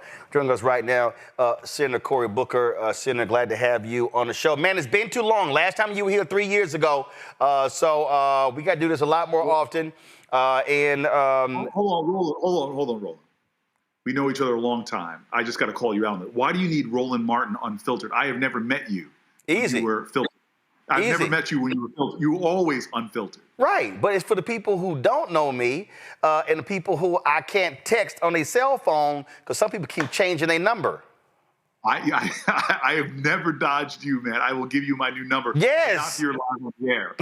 but obviously not live on the air, duh. But you know, you gotta say Roland Martin Unfiltered because not everybody know a brother. You know, I meet new people every day. This is why I appreciate you, because you and I don't hope I don't call you out by calling you a friend, but you're the kind of friend I love because you're the one that will always tell me the truth, even if it's uncomfortable. Absolutely, such as you ain't wearing a pocket square, or are you? What are you doing? What's up? I am not wearing a pocket square, yes, sir. I'll explain that to y'all later. I just want everybody on this show to know I'm feeling kind of like important. I'm being hustled into the national convention, the Democratic National Convention. There's tons of people on the floor, and suddenly I get this yell from Roland. Yeah, the whole place quiets, and hears you call me out saying that I did not come correct. I don't look ready for the stage. Everybody cracked up. I felt like, how could my brother do that to me? You could whisper things like that. No, I'm trying to help brother out because you were looking bland. I remember this. You called me out because my shoes did not match my suit. That's what you called me. Yes, I did. Yes, I did. Yes. See, again, brothers helping brothers. All right, let's get right into it. Let's talk about this shutdown. This is, I'll say this here. You could disagree. That's fine. I think the last 10 months, Democrats have been flailing in the wind, trying to figure out how to properly punch back and connect with the American people against Republicans. I believe with this government shutdown, which I support, in that the fight over health care is a fundamental issue. And based upon polling data, it seems that Democrats have gotten their sea legs and people are responding to calling out Republicans on this very issue. And it is one that Democrats should stay healed. They should absolutely not give an inch on. First of all, I just want you to know this is a real issue for Americans. We're going to see this twin tsunami that Republicans unleashed. The first is they attacked Medicaid. That's going to hit at the end of next year. And now they're gutting the Affordable Care Act, which was part of their 2025 plan. Their Project 2025 plan is going to gut the Affordable Care Act subsidies. The combined losses will be in the many, many millions, but more savagely, in addition to millions losing their health insurance, millions and millions more, multiples more, will see their premiums skyrocket. And what that means for Americans is a lot of pain at a time that everything else is going up. The cost of energy, the cost of groceries, the cost of gasoline. And so Donald Trump, who promised to lower costs on day one, has done nothing but the opposite. And so Democrats have drawn a line and said, listen, if you want our votes and you need our votes, you control the House, the Senate, and the White House. But your responsibility is to pass a budget. You're not going to get our votes unless you do something about this crisis of your creation that's going to cause pain to tens of millions of Americans. And what we're seeing a lot more robust talking on this, communicating. And go live to my iPad right now. Congresswoman Jasmine Crockett is live on YouTube with her quarterly update on this government shutdown. We're seeing the messaging absolutely improve. I actually saw a lot of people, frankly, saying that a video that Senator Chuck Schumer put out was an excellent video. Hadn't heard that all year. And so take us inside. You know, was there a coming to Jesus moment to get Democrats to understand that they've got to communicate better with the people to understand what is going on and not sort of talk at 30,000 feet in Capitol Hill language? Well, look, I went to Chuck, and you know this, last Congress, and said Democrats have a problem. They don't realize that most Americans get their media through their handheld devices. And I asked him to give me the job of trying to get my caucus to communicate more effectively on these digital platforms. And I have to say, my caucus took to it in an extremely incredible way. Like, you had people starting accounts, putting themselves on accounts, learning the best ways to communicate on these platforms, be creative in their making of videos, work with creators and influencers. We have seen the amount of engagement that Democratic caucus, the 47 of us, have online go up fivefold. Millions and millions more followers. For the first time, we passed Republican senators in the amount of engagement we're getting online. And so this storm, this healthcare crisis, hit at the right time where Democrats really have been peaking in their ability to communicate. And I'm very glad to see millions and millions of people engaging with senators in a direct way on their platforms, where senators are laying it plain that Donald Trump is coming after your health care. Donald Trump is going to raise your health care costs for many people, doubling your premiums. That Donald Trump, who gave tax cuts to the wealthiest of Americans, all while raiding your subsidies and resources you have for your family. This is a president that clearly works for millionaires and billionaires, and no hating on them, but he's working against working people, and we're seeing it in everything, especially right now, we're seeing it in healthcare. When we talk about what we're seeing, I did a video back in January after inauguration that I said what we're seeing right now is a massive effort to defund Black America from Donald Trump and these MAGA folks. They are attacking every single thing. They're attacking Black education. They're attacking books. They're forcing companies to pull back billions of dollars in DEI commitments. They are attacking, look at 300,000 Black women out of jobs. You look at Black men, Black youth out of jobs. You look at the attack on everything. And what we are seeing, this is real. This is a significant threat to the future of Black America. And I'll tell you, Senator, and I had text your old number, then your staff was monitoring. I was really pissed off when you had one of your colleagues, Senator Eric Schmidt, who gave what I call one of the most racist speeches ever, where he gave a speech to Peter Thiel's group that said that essentially this country is ours. Our ancestors founded it for us and only for us. And it was, I hit a number of Democrats who didn't say anything. We are dealing with people who do not want Black and brown people in this country. And the attack on Black and brown people is clear from Republicans. So I'm going to say this very plainly. Black folks have been at the center of every movement for social justice, for economic opportunity, for healthcare, for strength. I mean, you look at our history, Black people have been a part of making America, America for more people, not just Black people, but from the labor movement to the suffrage movement. You see African Americans at the center of making America live up to its promise for more Americans. And so this idea that we are divisible, that we could separate Black folks from America is outrageous. And I'm seeing exactly like you said, you ran through the data very quick, but Black unemployment, the attack on Black artists and Black writers, the firing of Black employees from federal jobs who've been there, career employees, for trumped up reasons. When he got rid of the head librarian, the first time it had ever been a Black woman, saying that she was putting inappropriate materials out for lending to children when the Library of Congress doesn't even lend to children. It's a reality that just is painful. So I mean, look, trying to fire the Black president at George Mason, who's been doing a hell of a job. I mean, they are going after Black folks left and right. But I want to say this again. James Baldwin said this so eloquently when they came after Angela Davis, wrongfully. He said, if they come for you in the morning, then they're going to come for me at night. So understand that what Donald Trump is doing is a threat to everyone. What he's doing in immigration is a threat to everyone. What he's doing to free speech is a threat to everyone. Black folks are a canary in the coal mine. And his attacks on African Americans is an attack on the Constitution itself. And when you erode the rights of some people, you affect the rights of all people. And we've got to understand in this country more than ever that we're all in this together. And a president who singles out Black folk in the way that he's doing, that literally comes after our communities, our culture, our artists, our scientists, our engineers, our universities. When he comes after Black folks like he is doing, he is threatening the well-being, not just of Blacks, but of all of America. But they don't think it's all of us. They do believe it's for them. I talked about this last month, and I played the whole speech. This is just 1 minute and 36 seconds. And listen, a lot of Democrats wouldn't touch it. The CBC put out a small statement. It was no big deal. I don't know if the DNC did anything. I hit Ken Martin about it. But when I saw this, and I said, wait a minute, this is a sitting United States senator.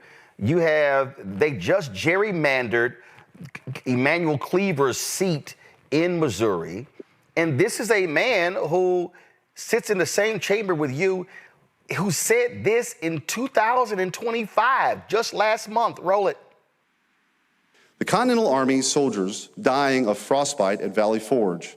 The Pilgrims struggling to survive in the hard winter soil of Plymouth. The pioneers striking out from Missouri for the wild and dangerous frontier. The outnumbered Kentucky settlers repelling wave after wave of Indian war band attacks from beyond the stockade walls. All of them will be astonished to hear that they were only fighting for a proposition. They believed they were fighting for a nation, a homeland for themselves and their descendants. They fought, they bled, they struggled, they died for us. They built this country for us. America, in all its glory, is their gift to us, handed down across the generations. It belongs to us. It's our birthright. It's our heritage, our destiny. If America is everything and everyone, then it is nothing and no one at all. Senator, he said for us, he is not talking about you and I. Yeah, but what about this is surprising to you? No, it's not surprising to me at all. I wrote the book called White Fear. It's not surprising. My problem is, did any Democrat go to him and say, who the hell were you talking about? Was he challenged? Yeah, look, from Mitch McConnell to Ted Cruz, I sit in committee hearings. I watched Ketanji Brown Jackson get attacked in ways that were callous, cruel, and frankly, deeply bigoted.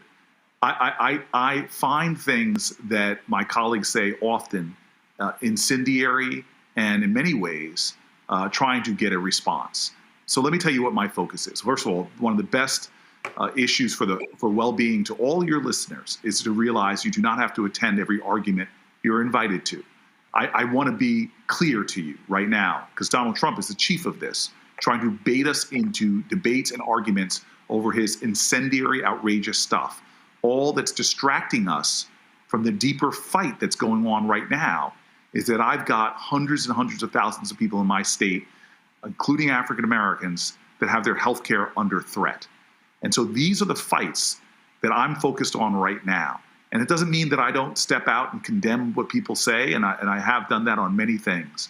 But I'm telling you right now, and in fact, I don't have to tell you because you reported on it, that part of their strategy is to overwhelm us, to give us so much stuff that we spend all of our time reacting and not being proactive.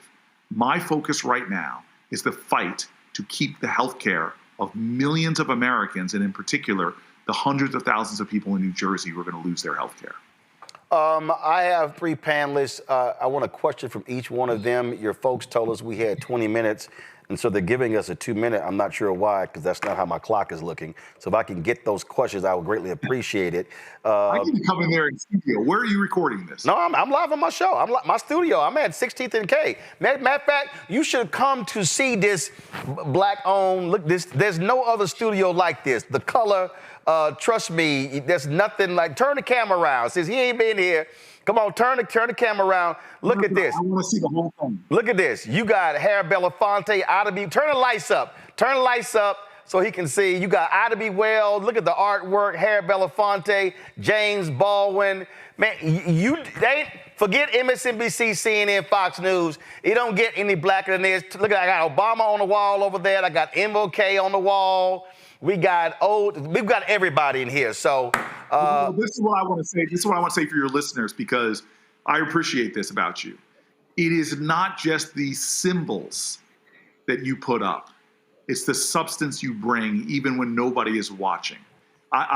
There's been a number of times that you've come into a room. You and I have been in the same room on opposite sides of the table. You're with the journalists. I'm with the senators. And the same person you are on TV, fighting for African Americans, fighting for the issues our people care about, even behind closed doors. So anybody could put posters of Malcolm X on their walls, and Lord knows a lot of people do. But when nobody's looking, they're not standing up and fighting like you do for folks. So I just want you to know that's why I will always respect you, always heed your call, even though you lost my number. I ain't lose your number. You changed your number. We ain't gonna go here. Even though you called me out, even though back then I was single too, you were calling me out. I know you engaged. I know you engaged. I'll have a conversation with her later. But let me. I got to get my questions in. Mustafa, please. What's your question for Senator Cory Booker? Well, Senator Booker, it's good to see you. We travel a lot of roads. It's great to see you, man. It's great. And you put the pocket in square. I'm going to just tell you, you're being a little bit of a brown nose to the host. No. He's an alpha. He's a fellow alpha. It's a smart man. Senator Booker, it's good to see you. We've been. I'll ask you a question on one condition, man. When my book comes out in a few months, you'll put me up at least for one shot and all that, and those incredible books by Black authors you got up. Oh, without a doubt, that's not a problem. Okay, all right. So we've been a lot of places together. Can you in this moment, there's all these impacts that are happening to our community.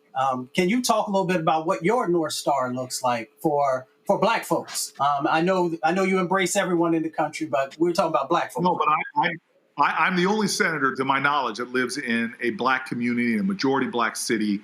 You talk about your room. I keep this map up right there above the continent of Africa because I'm on the subcommittee. But above that is the Central Ward of Newark, New Jersey, the first people to ever elect me. And I don't forget the people that first put me into public service in the position I am right now. So this is my North Star. For African Americans right now, to live in a country where every African American child has access to great health care, every African American family has access to great health care, where every African American family who works hard doesn't find themselves with constant gnawing economic insecurity because their paychecks don't go far enough, where they can actually afford rent, where the harder they work and the more they apply their genius, the more rewards they get. They don't find themselves in poverty traps, where the educational system serves their genius and gives generation after generation chances to make out of themselves what their ancestors dream of. And then finally, you and I know this, is where part of that vision of health and well-being includes healthy food, access to nutritious food, free of environmental toxins, where a child doesn't have their entire future upended because they live in a nation that is toxic, or a community or a neighborhood that's toxic. Toxic air, toxic soil, toxic food. Larry. Yes, Senator Booker, thank you for taking time. I must say that I was born in Camden, New Jersey. Still have a lot of family in New Jersey and across the bridge in Philadelphia also. So my question was, I want to talk about redistricting, and we saw what's happened in the last couple months in states throughout the country. We talked about it in this show tonight.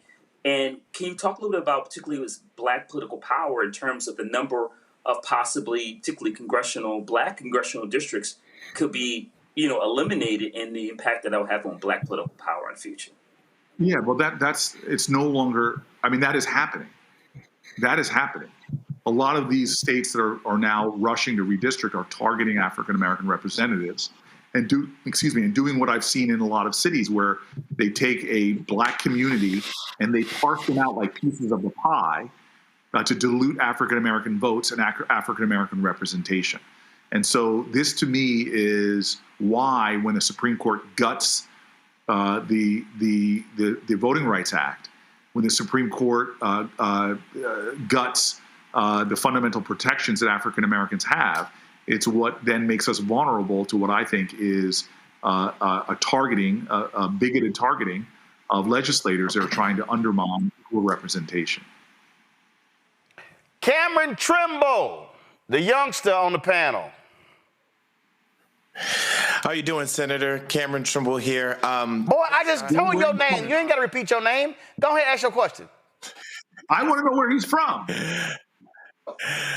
From Cleveland, Ohio, but here in Washington, D.C. I had the honor of serving as President Biden's Director of Digital Engagement for the first 2 years. And so my question is squarely there.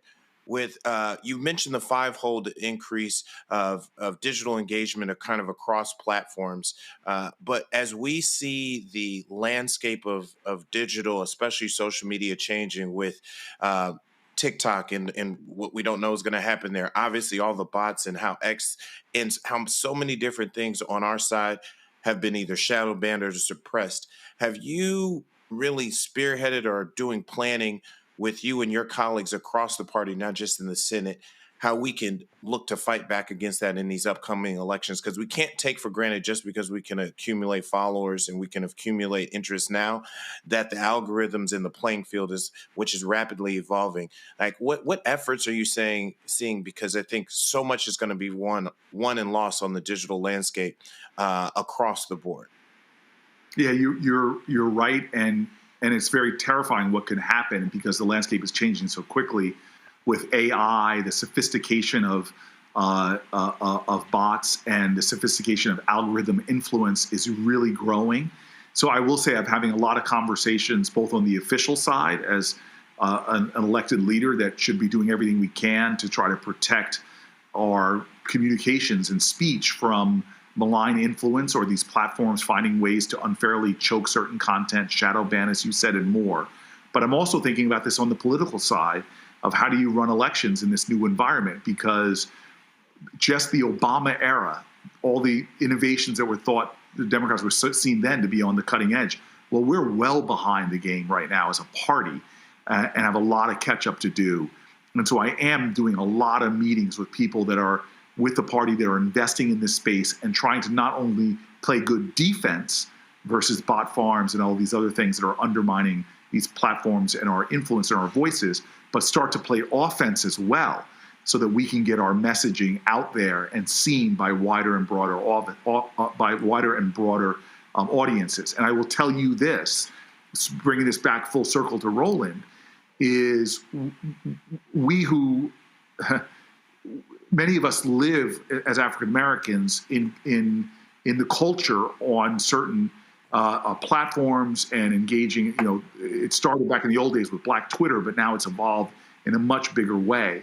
When you have a lot of people making communications decisions, but they don't understand the Black community or the Latino community, the diverse Asian American community, they are going to miss opportunities to communicate to those offices and leave our community feeling like they often do, where you're just not talking to us. You're not communicating us. We don't know what you're doing for us. Exactly. And that's why platforms like this, but strategies are so important as well.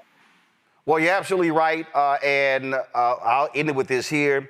Not disappearing, but they got to make an investment. And I'm telling you, I've dealt with too many campaigns where they play us small, they throw small amounts of money, and I see other folks getting 6- and 7-figure ad buys, and I'm sitting here going, really? But then they want us to come save their asses in the last 3 weeks of the campaign.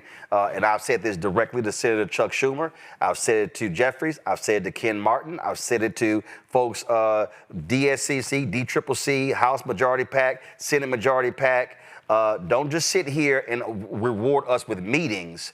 Reward us also with advertising, because you do it to Sinclair, you do it to Nexstar, you do it to Tegna, you do it to CNN, MSNBC, but they always play Black-owned media small, and that's one of the reasons why we can't actually build and have scale, because we never see those dollars. Those are just facts.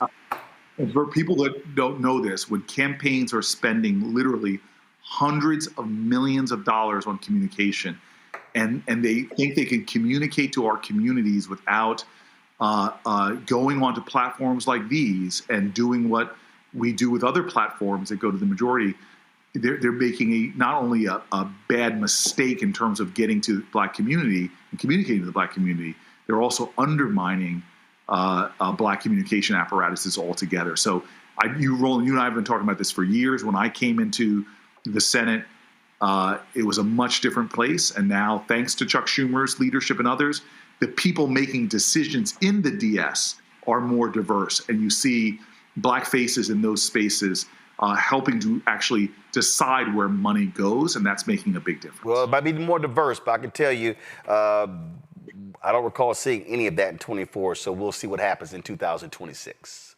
Okay, man. All right. Well, I'm running in 26, so let's talk about it. All right, Senator, we appreciate it. Send me a text, and let's have you back on, and then we'll have you in studio. Let me know when your book comes out as well. I appreciate you, man. Thank you. All right, thanks a bunch. Folks, we end the show on a sad note. Grammy-winning R&B artist D'Angelo has passed away at the age of 51 years old due to pancreatic cancer. He kept it quiet just among his family. He was born Michael D'Angelo Archer. Rose to fame in the 1990s with his groundbreaking debut album, Brown Sugar. The hit single, Lady, peaked at number 10 on the Billboard Hot 100 in March of 1996, spending 20 weeks on the charts. He reached even greater success with his 2000 sophomore album, Voodoo, which debuted at number 1 on the Billboard 200 and earned the Grammy Award for Best R&B Album. Its lead single, Untitled, How Does It Feel, also won a Grammy for Best Male R&B Vocal Performance. And of course, sisters know about that video. It cemented his legacy as one of the most influential voices in R&B. A statement from D'Angelo, and now keep in mind, he had a child with Angie Stone. She died tragically in a car crash in March. Their son, Michael, released this statement. I am grateful for your thoughts and prayers during these very difficult times, as it has been a very rough and sad year for me. I ask that you please continue to keep me in your thoughts, as it will not be easy. But one thing that both my parents taught me was to be strong. Of course, he said, I intend to do just that. As I said, Angie Stone, she passed away in a crash while she was traveling in Alabama in March. I'm going to go to you, Larry, first. It's unmistakable when you talk about the impact of D'Angelo. Did not put out a ton of work, but extremely influential. Remember that black male anthem, You Will Know. That pulled together a plethora of black male singers. That was written and produced by D'Angelo as well. Yeah, it's really hit hard when I heard the news today, Roland. Like a lot of folks, D'Angelo, that neo soul period, along with him and Erykah Badu, Jill Scott, Maxwell, others, was really important time for me as a young adult in terms of the music. But you're right, his impact on R&B and soul music is unquestionable and he's going to be missed. I remember a few months after, his album came out in 95, seeing him in DC, and the crowd and the vibes. And like I said, for a lot of black men, in terms of that balance, in terms of love for black women, but also the soul and also how we could be, vulnerable at the same time. So his music will be missed. And like a lot of black folks, I was really broken about it today. Mustafa. D'Angelo's music was pure. It actually touched your soul, and that's the reason that it will live forever. I hope that the lesson also here is that we continue to die disproportionately from pancreatic cancer. We die at the highest numbers. And I hope that, even though we've lost this magnificent brother, that because of that loss, folks will go out, make sure they're taking care of their health and making sure that they're getting tested. Absolutely. Cameron. This definitely hit home for me. I was squarely in my youth in high school and college when Brown Sugar came out, and then when Voodoo came out and saw that real world effect. He came to Howard Homecoming while I was there. But one thing I will say is in the recent pandemic in the Versus series, I'm so glad he got to get his flowers again. Not that he ever lost them. But it was really good to see him be able to perform on a global stage again one time and reconnect to his music. And I think one lesson from his music or from his career, as you mentioned, he didn't put out a lot of albums. I think he maybe put out 3. Yeah, because he took off a significant period, about 5 years. So he took off a lot of time as well, like a lot of artists do. But go ahead. But when you see the impact of how much you can do with such powerful music. I mean, Brown Sugar, if you look at my title right now, is still in my definitely top 10 R&B albums. I listen to Jones in My Bone, Cruising. I know it might be blasphemous, but I listen to that more than I listen to the Smokey Robinson version. Maybe that's just my generation. But for what he was able to do, his voice, his soul, his instrumentation, his artistry, I've been able to see him at least 3 times perform in my life. I'm really sad, and prayers to his family and all his fans. This is a statement that was put out by Lauryn Hill. And she posted this: I regret not having more time with you. Your undeniable beauty and talent were not of this world, and a presence not of this world needs protection in a world that covets light in the anointing of God. You, sir, moved us, stirred us, inspired, and even intimidated others to action with your genius. Thank you for being a beacon of light to a generation and beyond who had no remembrance of the legacy that preceded us. Thank you for charting the course and for making space during a time when no similar space really existed. You imagine a unity of strength and sensitivity in black manhood. You imaged a unity of strength and sensitivity in black manhood to a generation that only saw itself as having to be one or the other. It is my earnest prayer that you are in peace, far away from selfishness, fear, and or controlling interest, far from possessiveness, far from greed, far from manipulation, far from exploitation, far from intentionally designed chaos, and that you, brother, are in peace, in bliss, and in eternal light and fulfillment with our Father in heaven. I love you and I missed you. May God grant peace and shelter to your family, true friends, and genuine appreciators, Brother King. That, of course, is a statement from Lauryn Hill with regards to the passing of D'Angelo. You know, I was having a conversation, Mustafa, with someone the other day, and this individual, the sister I was talking to, she was talking about how she's been pained by a lot of things, and she said, primarily, she said, because I'm now experiencing things that my parents experienced.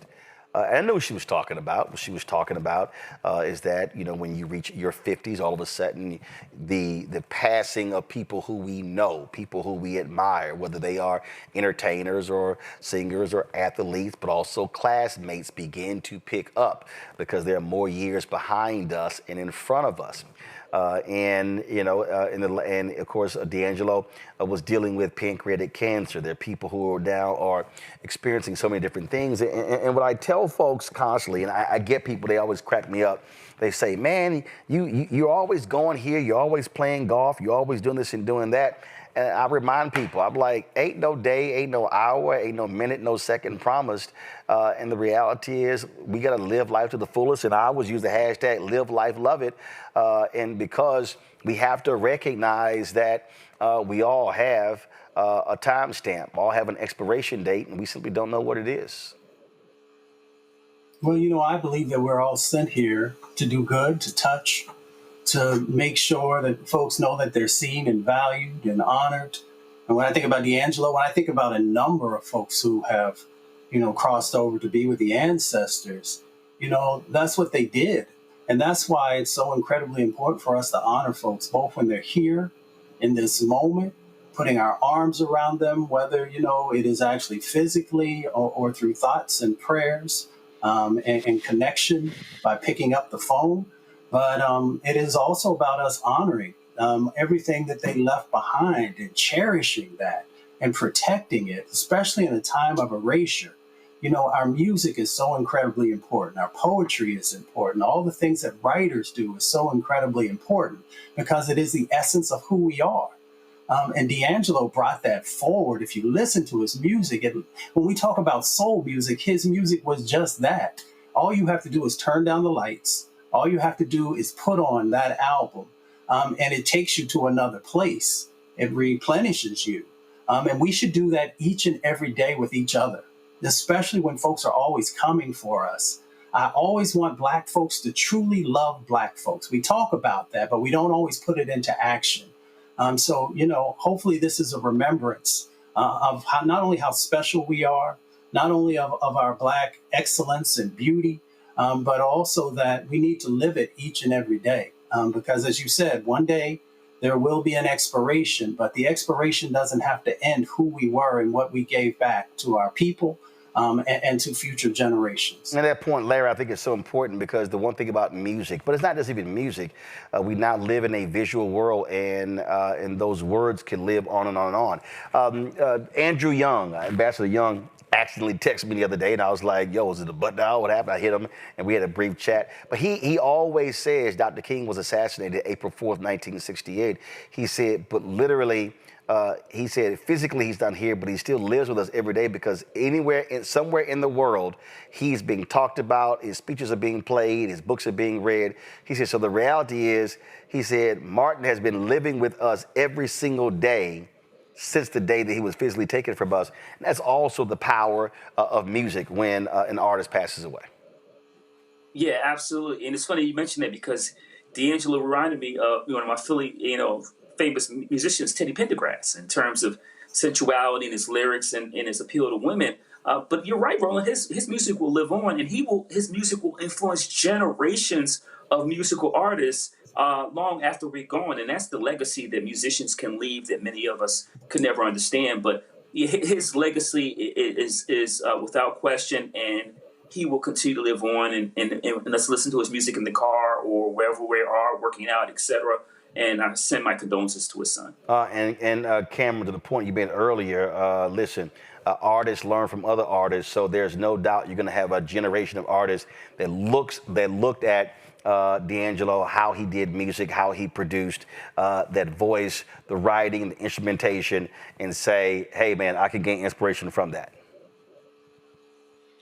I agree. I think it was his instrumentation. It was he had a distinct voice. I think there is something to be said about him taking those breaks, touring, and then taking time to refill his creative energy, and then come back with another amazing classic and hit. That I know the modern music times in this digital age, it's harder to do. But it might, like they said, there's something over quality over quantity. And then one thing, I know we jokingly, we alluded to it, that Untitled, How Does It Feel? The visual of that and how striking that was. And it obviously, I was squarely in college when that came out, and that was all the rage of all the women. But what I will say, it was simple. It was simple. D'Angelo, exactly. butt naked in the black background. I don't know, but I will say, just in terms of when you say inspiring it, and something that was so simple, and that was you remember the 2000s, 90s is when they're spending $500,000, $1 million, $2 million on videos, and one of the most impactful videos that still sticks out into your day is something I guarantee you shouldn't have cost more than maybe a few $1,000s, just whatever it took, the lighting and so forth.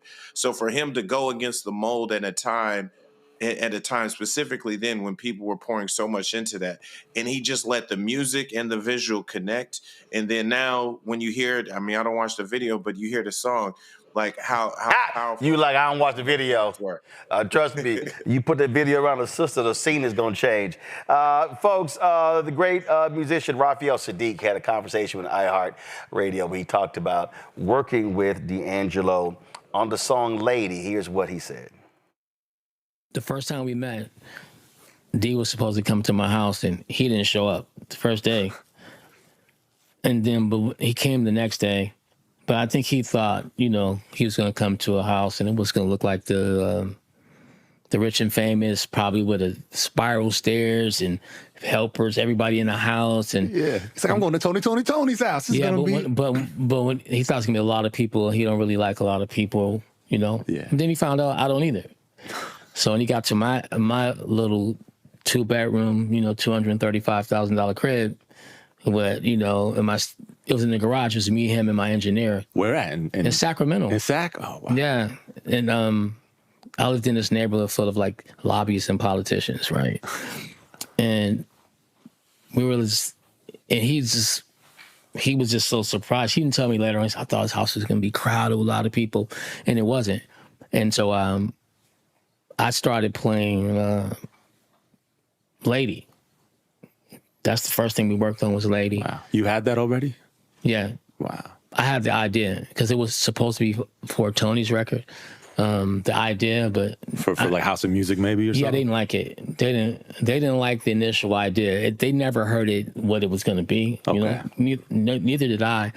But I played the guitar riff for D'Angelo, and he said, I like it. I said, cool. So I was going to call somebody over to play my guitar parts over. He said, no, you should leave what you did. And that's the first time my guitar playing ever got on the record. Wow. Ever got on the record, yeah. So, but I think how we came up with it, we figured it out. We were playing, and we were playing behind the beat, but I think we were just really trying to lock something in.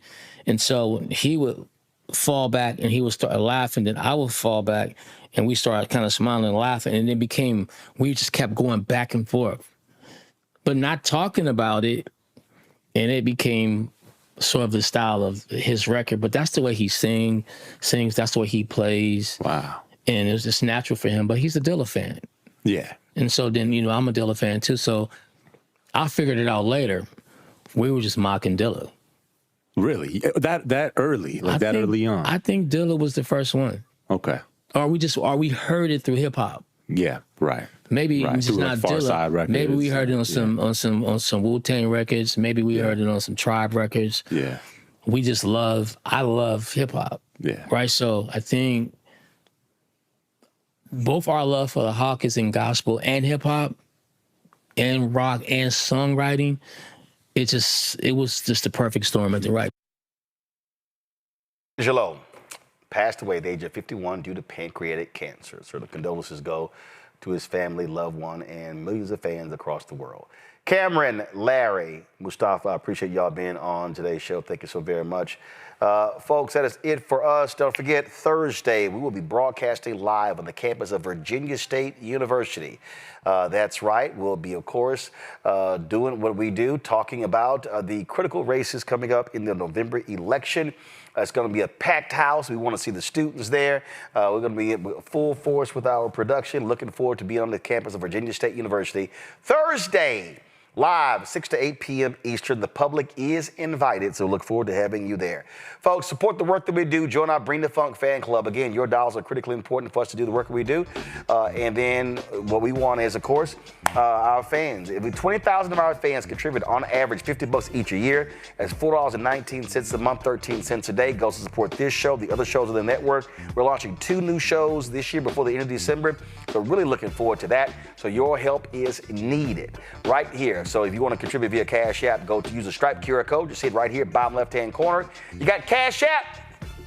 Use that. Also credit cards. PayPal's R Martin Unfiltered. Venmo's RM Unfiltered. Zelle. Roland at RolandSMartin.com. Roland at RolandMartinUnfiltered.com.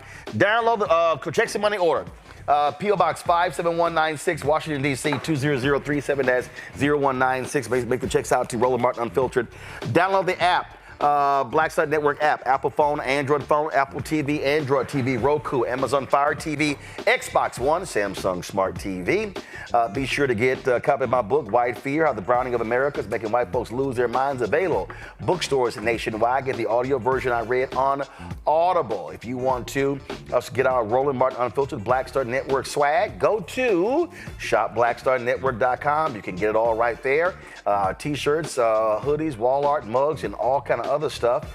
So check it out. If you want to get our black-owned products, like our Harmonic Chips, you see them right here. The products, all these products are on our site right here as well. Go to the website, shopblackstarnetwork.com. Support our black-owned businesses, y'all. Support our black-owned businesses.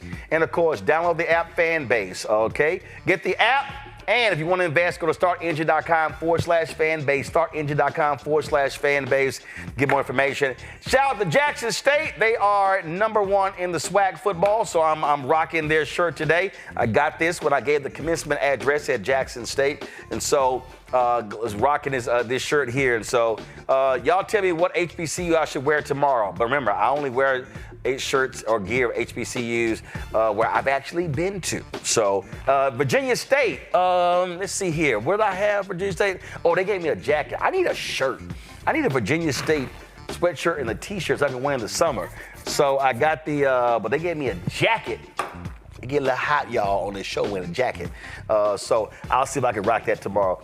So we'll see what happens. And Oakwood University, hey, y'all, tell Oakwood they got to send me some gear. I spoke there in the chapel years ago, and I remember y'all, Oakwood don't have no meat on campus. Lord have mercy, they totally vegetarian. Y'all know them people were just fiending for a 3-piece. Anyway, Oakwood, y'all need to send me some gear so I can rock it on the show. Congrats to your new president. Y'all, that's it. I'm going to see y'all tomorrow. Hey, had a great time with the Brian Jordan Celebrity Golf Classic. I'm going to have that video of Brian talking about the great work that they do. They do some amazing work. We're going to have that for you as well. And then we got the recap, man, of the Chris Tucker Golf Tournament, Alex English. Man, we got some funny stuff to show y'all. And so look forward to sharing that with y'all as well. Y'all, that's it. I'm going to see y'all tomorrow right here, Roland Martin Unfiltered on the Black Star Network.